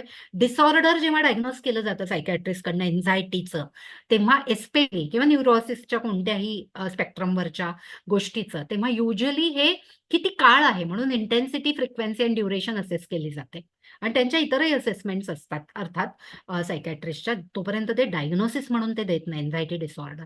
पण हे सातत्याने चालू असेल खूप वर्ष, खूप काळ, तर किंवा जेनेटिक फॅक्टर्स पण तिथे इन्व्हॉल्व असतात, तर तिथे न्यूरोकेमिकल इम्बॅलन्स झालाय. तिथे सातत्याने स्ट्रेस हार्मोन्सच रिलीज झाले ज्यामुळे तुम्हाला नाही स्टेबल करता येते मनाला आणि ते एन्झायटी नाही डील करता येते नीटपणे. म्हणून पॅनिक अटॅक येत आहेत, अँटिसिपेटेड वरी, भयंकरीकरण होते गोष्टींचं, मॅग्निफाय होत आहेत फिअरचे फॅक्टर, जरी ते तेवढे नाही आहेत. म्हणजे जेवढा आहे तेवढा ट्रिगर बघता येत नाही. हे सायकल आहे. Everyone understand how it works? या yes, please respond. You can type in the chat. म्हणजे मी एकटीच बोलते असं नको व्हायला. Yes, Anka, yes. True. Great. Thank you Vanitaji, thank you. So basically आपल्याला लक्षात घेतलं पाहिजे की हे ऑटोमॅटिक थॉट्स आहे. आता मी हे जे सांगतेय हे मॅनेजमेंट म्हणूनच सांगतेय, कारण जेव्हा तुम्ही हे मॉडेल ऐकताय तेव्हा मला खात्री आहे की तुम्ही कुठेतरी नोट डाऊन करताय की माझी इमोशन्स, माझ्या रिॲक्शन्स किंवा बिहेवियर, त्याचे माझ्यावर होणारे परिणाम, माझ्या चिंता काळजांची इंटेन्सिटी, फ्रिक्वेन्सी, ड्युरेशन आत्ता कुठे आहे आणि मला कुठे न्यायचंय किंवा कसं बदलायचंय. ही जर्नीची सुरुवात ऑलरेडी झालेली आहे तुमच्यासाठी. ऑटोमॅटिक थॉट्स जे असतात ना ते खूप ब्रीफ आणि रॅपिड असतात, क्विक असतात, ते उत्स्फूर्तपणे येतात. ऑटोमॅटिक थॉट्स ते आपण बऱ्याच वेळा individual may be aware or not aware about them, कारण ते इतक्या स्पीडनी येत असतात. कधी कधी आपण त्याविषयी अवेअर पण नसतो आणि ते येऊन घाबरवून गेलेले असतात ऍक्च्युअली आपल्याला. Individuals may become aware about the bodily reaction. आपल्याला जेव्हा शरीरात बदल व्हायला लागतो, शारीरिक लक्षणं दिसायला लागतात आणि त्यातल्या त्या इमोशन्स खूप ट्रिगर व्हायला लागतात, तेव्हा कुठेतरी आपल्याला लक्षात येतं की अरे I need to take a pause, अनगा breath, take a pause, relax. त्यामुळे दे आर ऍक्सेप्टेड अनक्रिटिकली, कारण ते इतके उत्स्फूर्त आहेत ना आपल्याला ना ते खरे वाटायला लागतात. राईट. सो बेसिकली आपल्याला ते खरे वाटायला लागतात आणि ते खरं वाटणं आहे तिथनं आपल्याला बाजूला न्यायचं, कारण ते खरे नाही आहेत किंवा ते खरे असले तरी ते अवास्तवच स्वरूप धारण केलेले आहेत. म्हणजे जितके खरे तितके बघू, 10 on 10 खरे नसतीलही ना, ते तितके भयंकर नसतीलही, ते 5 वर असतील, मग मी 10 वर का बघायचं? कारण मी 10 वर बघतेय तर माझा ब्रेन पूर्ण बदलतोय. माझे न्यूरोकेमिकल चेंजेस होत आहेत, मग मी 10 वर नाही बघितली पाहिजेत ते. 5 वर आहेत तर 5 वर बघते. हो बाबा, एवढी भीती आहे, 5 वर आहे. तर 5 वरच्या भीतीला मी 5च्याच गोष्टींनी डील करेन ना. मी 10चा स्पीड नाही घेणार त्याला. Right? So basically attention can be focused on them by asking. प्रश्न विचारला पाहिजे की का माझा मूड आता बदललाय? काय बॉडीली रिॲक्शन आहे? म्हणून आम्ही पहिल्यांदा म्हणतो की ज्यांना चिंतेचा खूप सातत्याने त्रास होतोय, स्ट्रेसचा त्रास आहे, त्यांनी प्लीज त्यांच्या बॉडीली रिॲक्शनकडे लक्ष द्या आणि नोट करायला शिका. कारण जोपर्यंत त्याची प्रॅक्टिस होत नाही तोपर्यंत ती सवय लागत नाही. जशा इतर सवयी तुम्ही लावून घेतल्या, ब्रश करायला आपल्याला सांगायला लागतं सकाळी? नाही.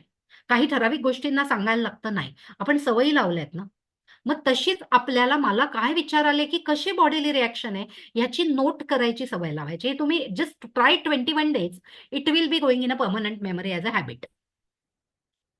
When you become aware about 80s, automatic थॉट्सला तुम्ही जेव्हा अवेअर व्हाल, तेव्हा तुम्ही स्वतःला प्रश्न विचाराल की बाबा तू खरा आहेस का तू खूप मोठा होऊन आलाय? काय होतं माहितीये का? आम्ही म्हणजे युजली मी हे एक्झाम्पल देते की फुग्यात हवा भरतो आपण. छोटासा असतो तो फुगा. एवढाच आहे तेव्हा मला त्याच्याशी डील करणं शक्य आहे.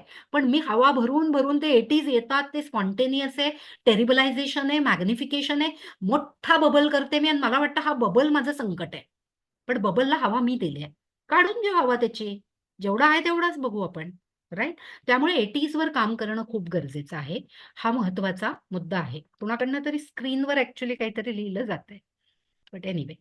सो काय इमिजिएट ऍक्शन घ्यायची मग? काय विचारायचं? अँशियस माइंडला काय विचारायचं? अँझायटी तुम्हाला फील झाली की पहिला प्रश्न आहे, आत्ता माझ्या मनात काय आलंय? What just went through my mind? Pause देवर. तिथे पॉज करायचंय आणि सवय काय लावायची की even though my thoughts and images seem accurate, मला आता ते ॲक्युरेट वाटतायत. मी म्हणलं ना कधी कधी एन्झायटी इतकी मजेशीर असते, स्ट्रेस, की तो आपल्याला खरं वाटायला लावतो. मास्क घातलेला असतो तो. ती खरं तेवढं ॲक्युरेट नसतं.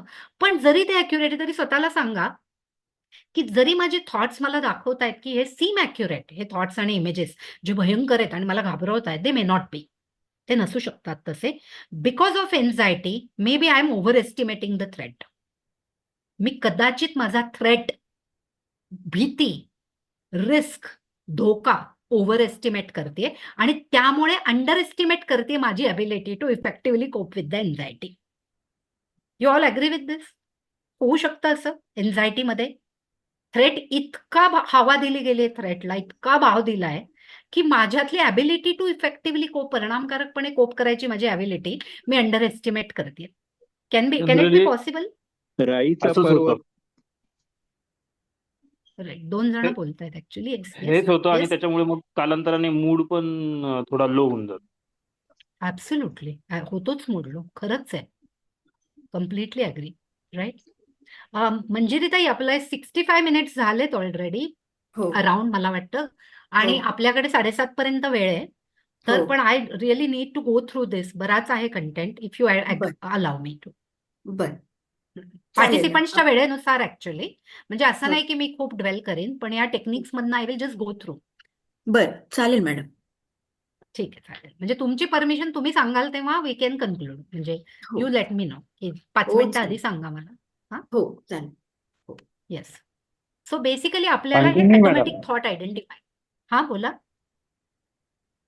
येस. Continue madam, continue. हो ओके, ठीक आहे. येस. सो हे 80s जे आहेत त्यांना आयडेंटिफाय करायचं आहे आपल्याला की माझ्या मनात आत्ता काय चाललं होतं, मी काय विचार करते. हे जे माझे सेल्फ टॉक किंवा ऑटोमॅटिक थॉट्स आहेत ते हेल्पफुल आहेत, हेल्दी आहेत करंट सिच्युएशनसाठी? ते मदत करतायत? मी जर घाबरून घाबरून विचार करते, जे चिंतेचे विचार करते, त्याने समोरचा जो प्रॉब्लेम आहे सॉल्व्ह झाला का? मग जर माझ्या अति विचार करण्याने, अति निगेटिव्ह विचार करण्याने प्रॉब्लेम सॉल्व्ह होत नाही, म्हणजे प्रॉब्लेम सॉल्व्ह करायला नक्की काहीतरी वेगळं पाहिजे. मग let's focus on that. So are these thoughts helping me to deal with current challenging situations? Where in my body I am feeling the stress? कसं आहे माझं ब्रीदिंग? काय मी फोकस करू शकते का माझ्या करंट टास्कवर? हे एक मला माहिती आहे की ही इमेज कदाचित किंवा हे वर्ड्स तुम्हाला नीट दिसत नसतील, पण I want you to be aware की युजली हे सगळे का ऑटोमॅटिक थॉट तयार होतात याचं सायंटिफिक असं रिझन सापडलं रिसर्चर्सना किंवा सायकोलॉजिस्टना, की आपण डिस्टॉर्ट करतो. कॉग्नेटिव्ह डिस्टॉर्शन्स आहेत, डिस्टॉर्टेड थॉट आहेत आपले, ज्याला थिंकिंग एरर विचारातल्या चुका असं त्यांनी नाव दिलं. आणि त्यांनी 10-12 अशा चुका शोधून काढल्या, की ज्या कॉमनली होतात आणि ज्याच्यामुळे एन्झायटी वाढते. कारण त्याच पद्धतीने आपण विचार करतो. एकच वाचून दाखवते मी. All or nothing thinking. All or nothing. सगळं नाही तर काहीच नाही. हे टोक नाही तर ते टोक. म्हणजे मला मिळालं तर पूर्ण यश मिळालं पाहिजे. ते मिळालं नाही, अर्धं मिळालं म्हणजे मी फेल्युअर. मला 100 पैकी 100 मार्क नाही मिळाले, 80 मिळाले तरी मी फेल्युअर, कारण 100 नाही ना मिळाले. असं जर माझं विचारांचं थिंकिंग एरर असेल तर हा डिस्टॉर्टेड थॉट आहे.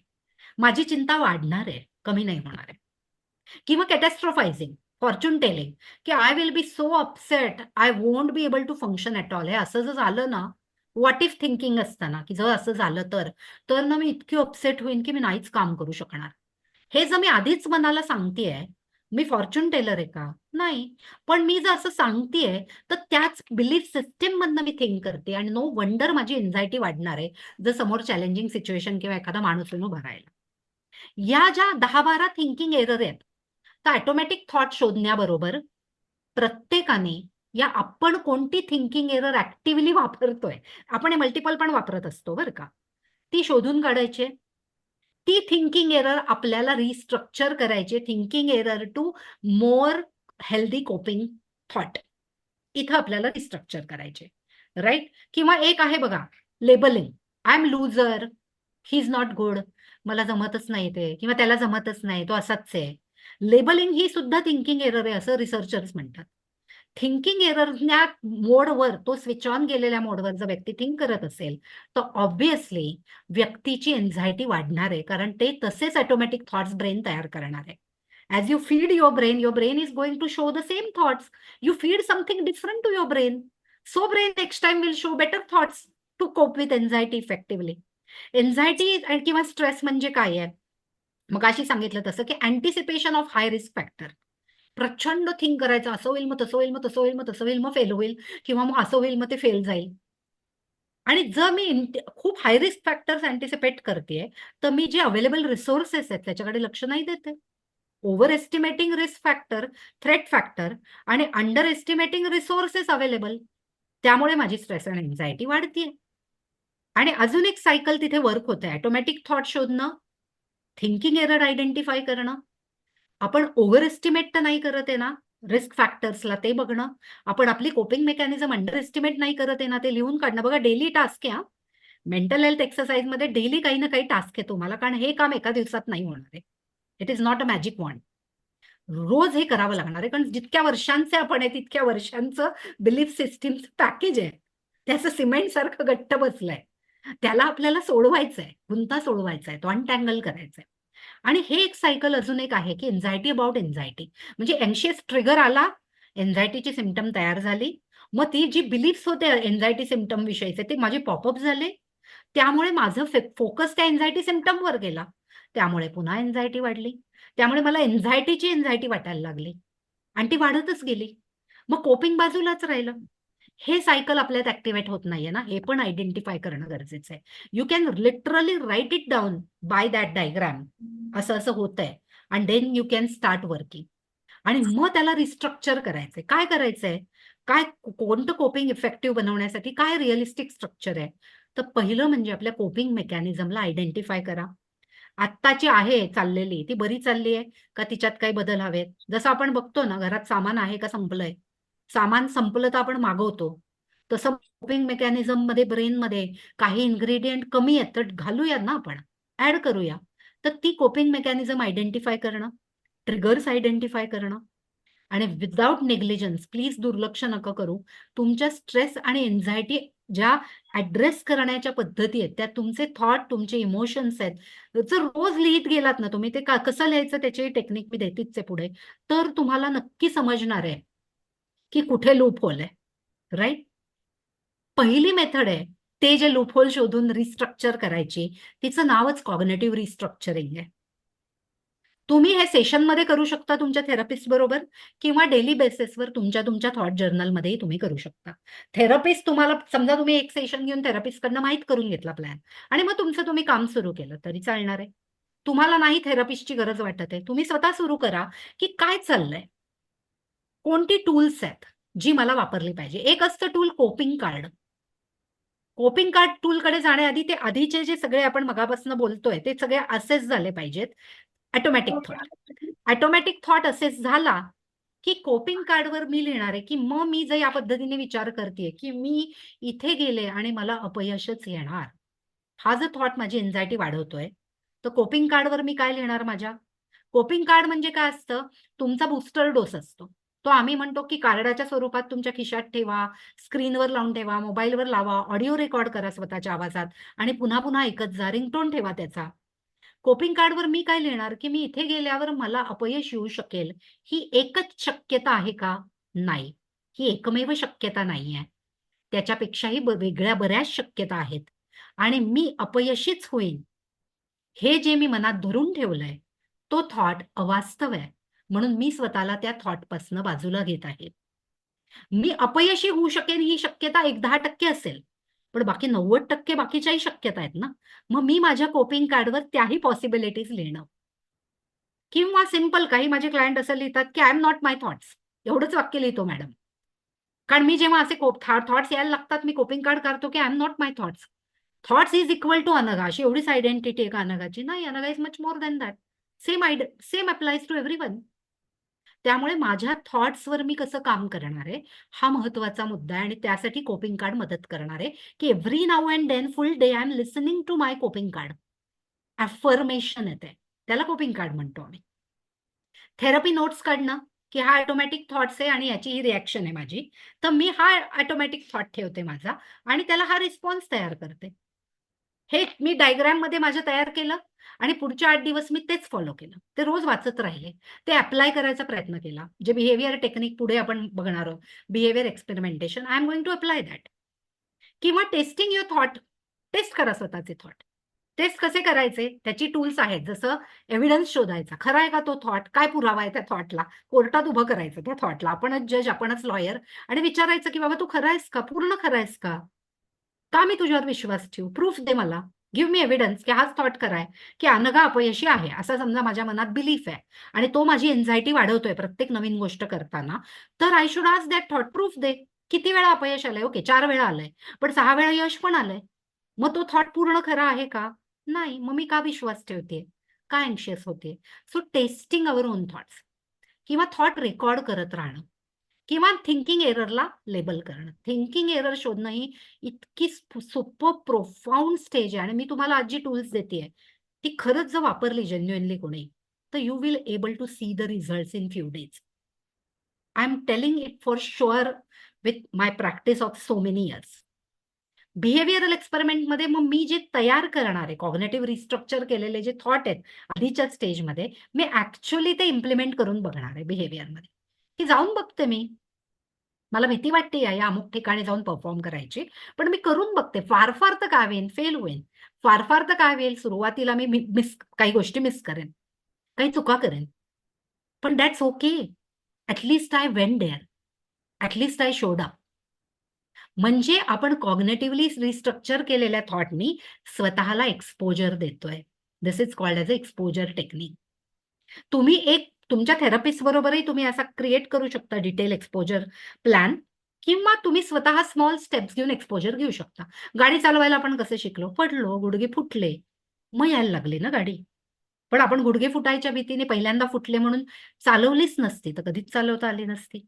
स्विमिंग असेल, सायकलिंग असेल, कम्प्युटरचा यूज असेल, फोनचा यूज असेल, कुकिंग करणं असेल, भाजून घेतलेलेत आपण हात, पण करत राहिलो मग जमलं ना. It is called as exposure technique. That is a behavioral experimentation. Clients can learn the actual level of threat, खरी रिस्क किती आहे आणि त्यांची ॲबिलिटी टू कोप किती आहे हे तुम्ही एक्सपेरिमेंट केल्याशिवाय नाही कळणार आहे. राईट? करून बघायला लागेल ना की मी कोप करू शकते का? बरं या वेळेला मी 10% केलं कोप, पुढच्या वेळेला पुन्हा प्रयत्न करीन 20% करून बघते. त्याच्यामुळे काय होणार आहे, आपली सेल्फ इफिकसी वाढेल आणि असहाय्यता कमी होईल. You all agree with this? मी हे करून बघितल्याशिवाय माझी असहाय्यता जाणार नाहीये. Agree? Yes everyone? Right? Yes everyone there? का आता ओव्हरवेल्मिंग होतं हे आणि आता जायची वेळ आली आहे कुणाची? Yes, you all agree with this?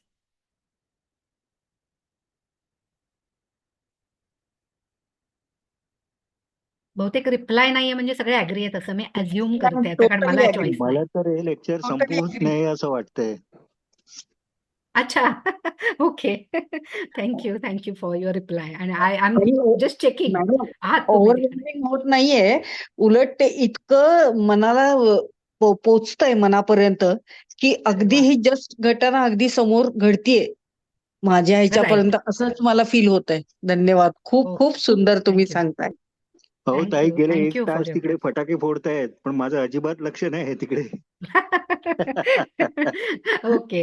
Okay. That's great. I am very glad actually, कारण तुमच्या वेलबिंग जर्नीमध्ये मला काही खारीचं हे छोटंसं कॉन्ट्रीब्युशन देता आलं तर मला खूपच जास्त आनंद होईल, आणि I am very glad you all are here with me. So basically behavioural एक्सपेरिमेंटमध्ये खूप सारे एक्सपेरिमेंटेशनचे टेक्निक दिलेले आहेत युजली वेगवेगळ्या थेरपिस्टनी. त्यामध्ये सिस्टमॅटिक डिसेन्सिटायझेशन आहे, म्हणजे हळूहळू डिसेन्सिटाईज करा त्या भीतीपासनं, त्या चिंतेपासनं. फ्लडिंग टेक्निक आहे, म्हणजे एकदम अटॅक करू दे आणि मग त्यातली रियालिटी चेक करा. वेगवेगळी टेक्निक किंवा रोल प्ले टेक्निक आहे, अशी वेगवेगळी टेक्निक्स युजली ही थेरपिस्ट बरोबर वापरता येतात आणि ती जास्त इफेक्टिव्ह असतात.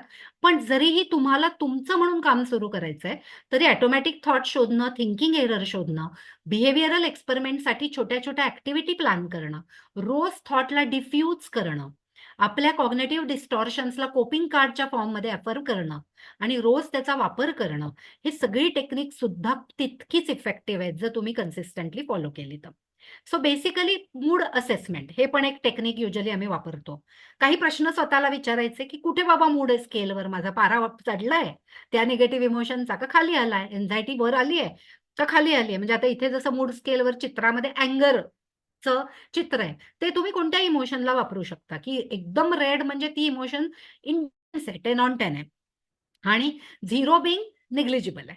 मग तुम्ही स्वतःला प्रश्न विचारू शकता, डेली एवढं छोटं जरी काम केलं, असेच युअर मूड, की कसा आहे माझा कालपासनं मूड, कोणते इमोशन मी जास्त नोटीस करतेय, कुठल्या लेव्हलवर आहे ते 0 आणि 10 वरच्या, किती इंटेन्स आहे, किती अनहेल्दी इमोशन्स आहे आज मी एक्सपिरियन्स केलेली, किती काळ ती माझ्याबरोबर राहिली आहे, कुठली इमोशन इंटेन्स जास्त झाली त्याला काय कारण होतं, कधी आज दिवसभरात मला छान भारी वाटलं का, हॅपी वाटलं का, आणि काय केलं होतं मी आणि काय घडलं होतं म्हणून मला हॅपी वाटलं, मग ते मी उद्या जास्त करू का जेणेकरून चिंता कमी होईल.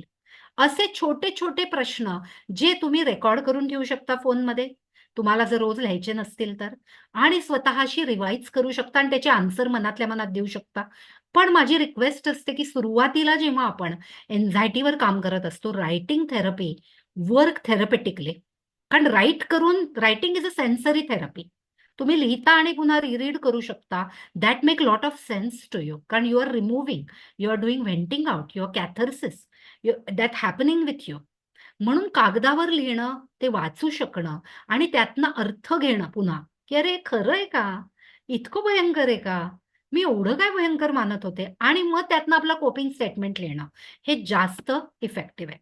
मगाशी मी म्हटलं ना थॉट रेकॉर्ड, त्याच्यासाठी हे अतिशय सिंपल थॉट रेकॉर्ड आहे. हे तर मी तयार केलंय, पण सीबीटीमध्ये एक फार प्रोफाउंड सीबीटीचं कॉग्नेटिव्ह थॉट रेकॉर्ड वर्कशीट आहे, ज्यामध्ये 7 कॉलम आहेत.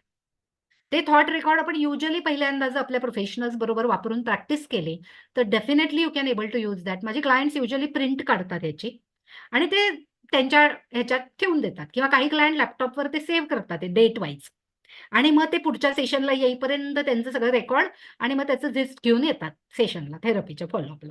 तर असं ते वर्क होतं, कारण we are going to do cleansing, restructure आहे. मग सिच्युएशन किंवा ट्रिगर काय होता, हु, व्हॉट, वेन, वेअर, कधी घडलं, काय इमोशन्स होते, आणि ते 1 to 100 मध्ये किती रेट करायचंय त्याला, आपण ते लिहिणार आहोत. आणि तेव्हा काय थॉट येऊन गेले मनात, तुम्ही ते कॉलम, जे पुढचे कॉलम आहेत युज्युअल थॉट रेकॉर्ड शीटचे, त्यामध्ये आहे की मग त्याच्यावर तुम्ही काय बिहेवियर केलं, त्याचा काय परिणाम झाला, तो परिणाम हेल्पफुल होता का अनहेल्पफुल होता, मग तुम्ही काय अल्टरनेट थॉट देणार आहे आता, कशा पद्धतीने उद्या त्याच ट्रिगरला तुम्ही वागून बघणार आहे जर अनहेल्पफुल परिणाम होता तर. So basically you are giving a structure, की हे वर्क नाही होते. एखाद्या पद्धतीने मी भाजी केली आणि ती चांगली झाली नाही, मी नंतर बदलणार आहे ना माझी पद्धत, घरातले माझे जर खात नसतील तर. तसंच एखादा थॉट नाही वर्क होते, मला का मी साठवून ठेवते तो. It is like a baggage. बघा तुमचं कपाट अनक्लीन्ड असलं आणि खूप जुने फाटके कपडे असले आणि नवीन कपडे ठेवायला जागा नाहीये, definitely you are going to throw the old clothes. मग विचार का नाही फेकायचे? बरं विचार कपाट तर दुसरं कोणी आवरायला मदत करेल. तुमच्या मेंदूमध्ये जाऊन ते क्लिन्झिंग तुमच्याशिवाय कोण करणार? Because you are the leader, you are driving that vehicle. Even your therapist or family member is a GPS. मग तुम्ही त्यात जाऊन ते क्लिन्झिंग करू शकलात डेली बेसिसवर, तर त्या ज्या जागा रिकाम्या होतील तिथे more productive thoughts and memories can be created. आणि म्हणून डेली करायचंय, because you are leader of your thoughts. No one else can by remote or entering in your brain can change the wiring. No, you are driving that vehicle of your life. So obviously taking ownership of the change. आणि म्हणून मी मगाशी म्हणलं, विचारा प्रश्न, काय evidence आहे ती automatic थॉटला? काय एव्हिडन्स अगेन्स्ट आणि काय एव्हिडन्स फॉर आहे? करून बघा तुम्ही तसं. आणि मग तुमच्या लक्षात येईल की अरे त्या थॉटला, ऑटोमॅटिक थॉटला एव्हिडन्स आहेत, पण एव्हिडन्स अगेन्स्ट पण आहेत. मग मी एव्हिडन्स फॉरलाच का घट्ट चिकटून बसली आहे? आणि एव्हिडन्स फॉर जे आहेत तेही भीतीपोटी आलेले एव्हिडन्स आहेत. तर त्यालाही पुन्हा मी स्क्रुटिनी करणार आहे. याला सॉक्रेटिक क्वेश्चनिंगही म्हटलं जातं. त्यामुळे तुम्ही तेही करू शकता किंवा कॉस्ट बेनिफिट करा. ऑटोमॅटिक थॉट मला जो बदलायचा आहे तो वर लिहा.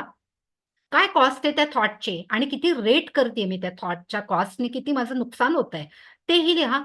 त्या थॉटचे काय बेनिफिट आहेत? म्हणजे फॉर एक्झाम्पल, मला एखाद्या व्यक्तीची काळजी वाटतेय, समजा की कोणाची तरी काळजी वाटतेय, खूप काळजी वाटते आणि मी काळजी करते, कसं होणार, काय होणार, कसं होणार, काय होणार. माझी काळजी वाटण्याचे जे थॉट आहेत तो ऑटोमॅटिक थॉट आहे.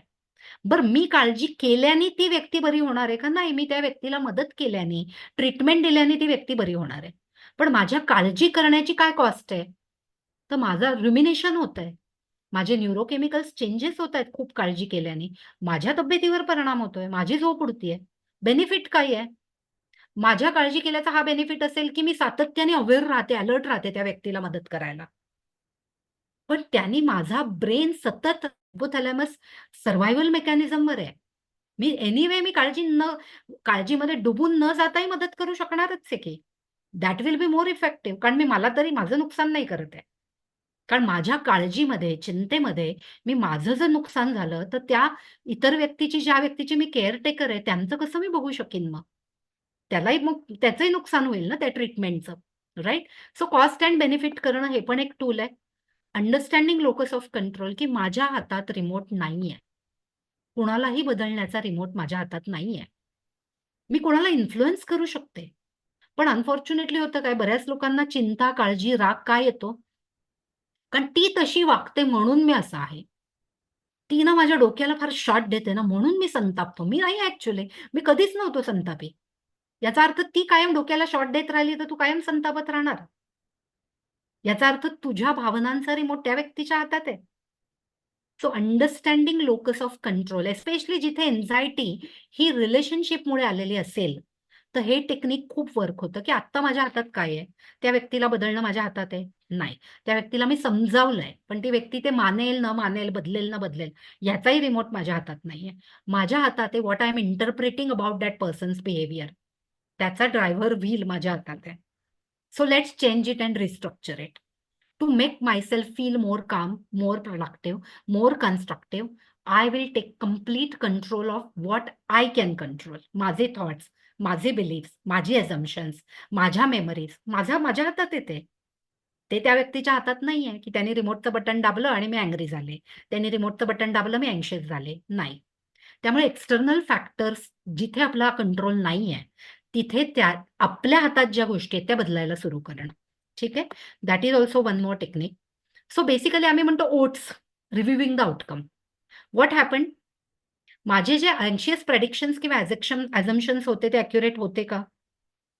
Anxiety a, what happen in the intensity of anxiety throughout the activities. मी जे ऍक्टिव्हिटी करत होते, समजा तुम्ही 8 दिवसाचं 15 दिवसाचं हे ऍक्टिव्हिटी शेड्यूल ठरवलं, तर टेक दिस रिव्ह्यू एव्हरी 15 डेज. काय थॉट्स होते, काय इंटरप्रिटेशन्स यायला लागली, बदलली का? आता थोडी अॅक्युरेट आणि रॅशनल यायला लागली का, वास्तववादी यायला लागली का?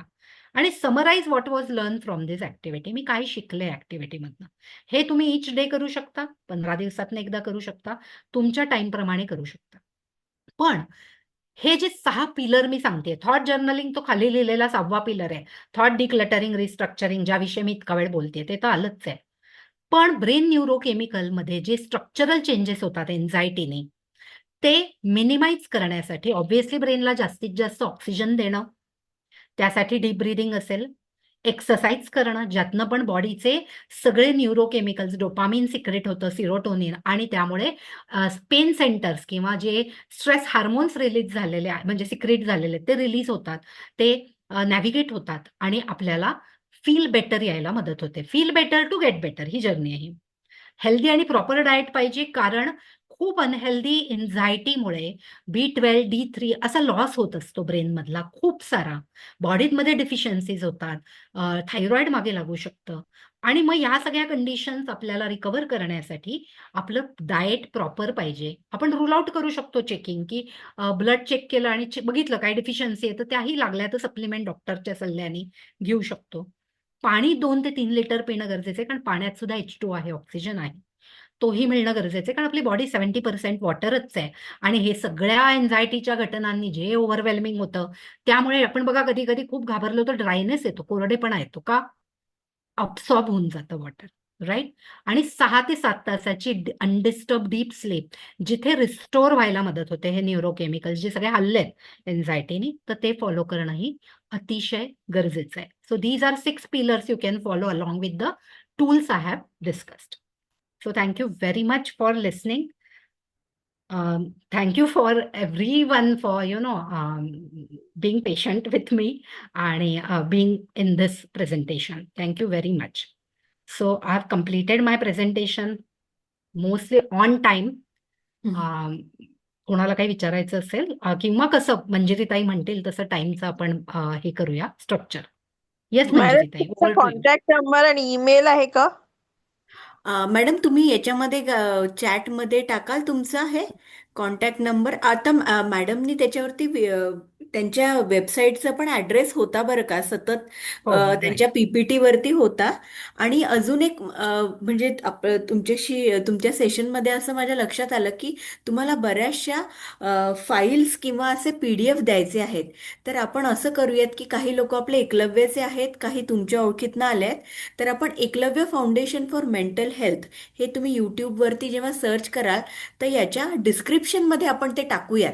जे तुम्ही मला मटेरियल पाठवाल ना, की जे PDF म्हणा हम्म. किंवा वर्ड, म्हणजे मग लोकांना ते ॲक्सेसिबल, तुम्हाला असं तुम्ही म्हणताय तसं की प्रिंट करून घेऊ शकतात लोक, तर ते आपण अगदी अगदी करूयात, अगदी है ना. म्हणजे मग ते जास्त सोपं जाईल सगळ्यांना गोष्टी करायला. राईट हा. Right yes. अ, आतापर्यंत आपल्याकडे जे प्रश्न आले होते त्यातले बरेचसे तुम्ही ॲड्रेस केलेलेच आहेत. त्यातला फक्त राईट मी एक फक्त वाचून दाखवते की आपण तो कुठला असेल किंवा नसेल हाताळला तर आपल्यानंतर बर. आपल्या शुभार्थीचे भवितव्य काय अशी चिंता असते, तिला कसे हाताळावे. अ, हम्म. आणि चिंता मनाला लागतेच, तिचं सकारात्मक परिवर्तन करता येते का, तसे येत नसेल तर चिंता हा विषय मनाने कसा हाताळला पाहिजे. मला वाटतं हा चौथा प्रश्न आपण घेतलेला आहे. राईट आणि काही म्हणजे शुभार्थींनी किंवा आपल्या याच्यातल्या लोकांनी असं सांगितलं की काही काही छोट्या छोट्या दिवसभरातल्या चिंता जाणवतात. म्हणजे की एक थोडीशी तुम्हाला बॅकग्राऊंड देते मॅडम. म्हणजे एक सगळ्यांनाच सांगते की आपले जे मानसिक आजारांनी जी व्यक्ती ग्रस्त असते तर त्यांची ट्रीटमेंट चालू असते, पण आजारांमुळे ना डे टू डे ॲक्टिव्हिटीमध्ये काही गोष्टी ती थोडीशी मागे पडते. त्याच्यामुळे छोट्या छोट्या गोष्टींची चिंता ही नेहमीच सतावत असते.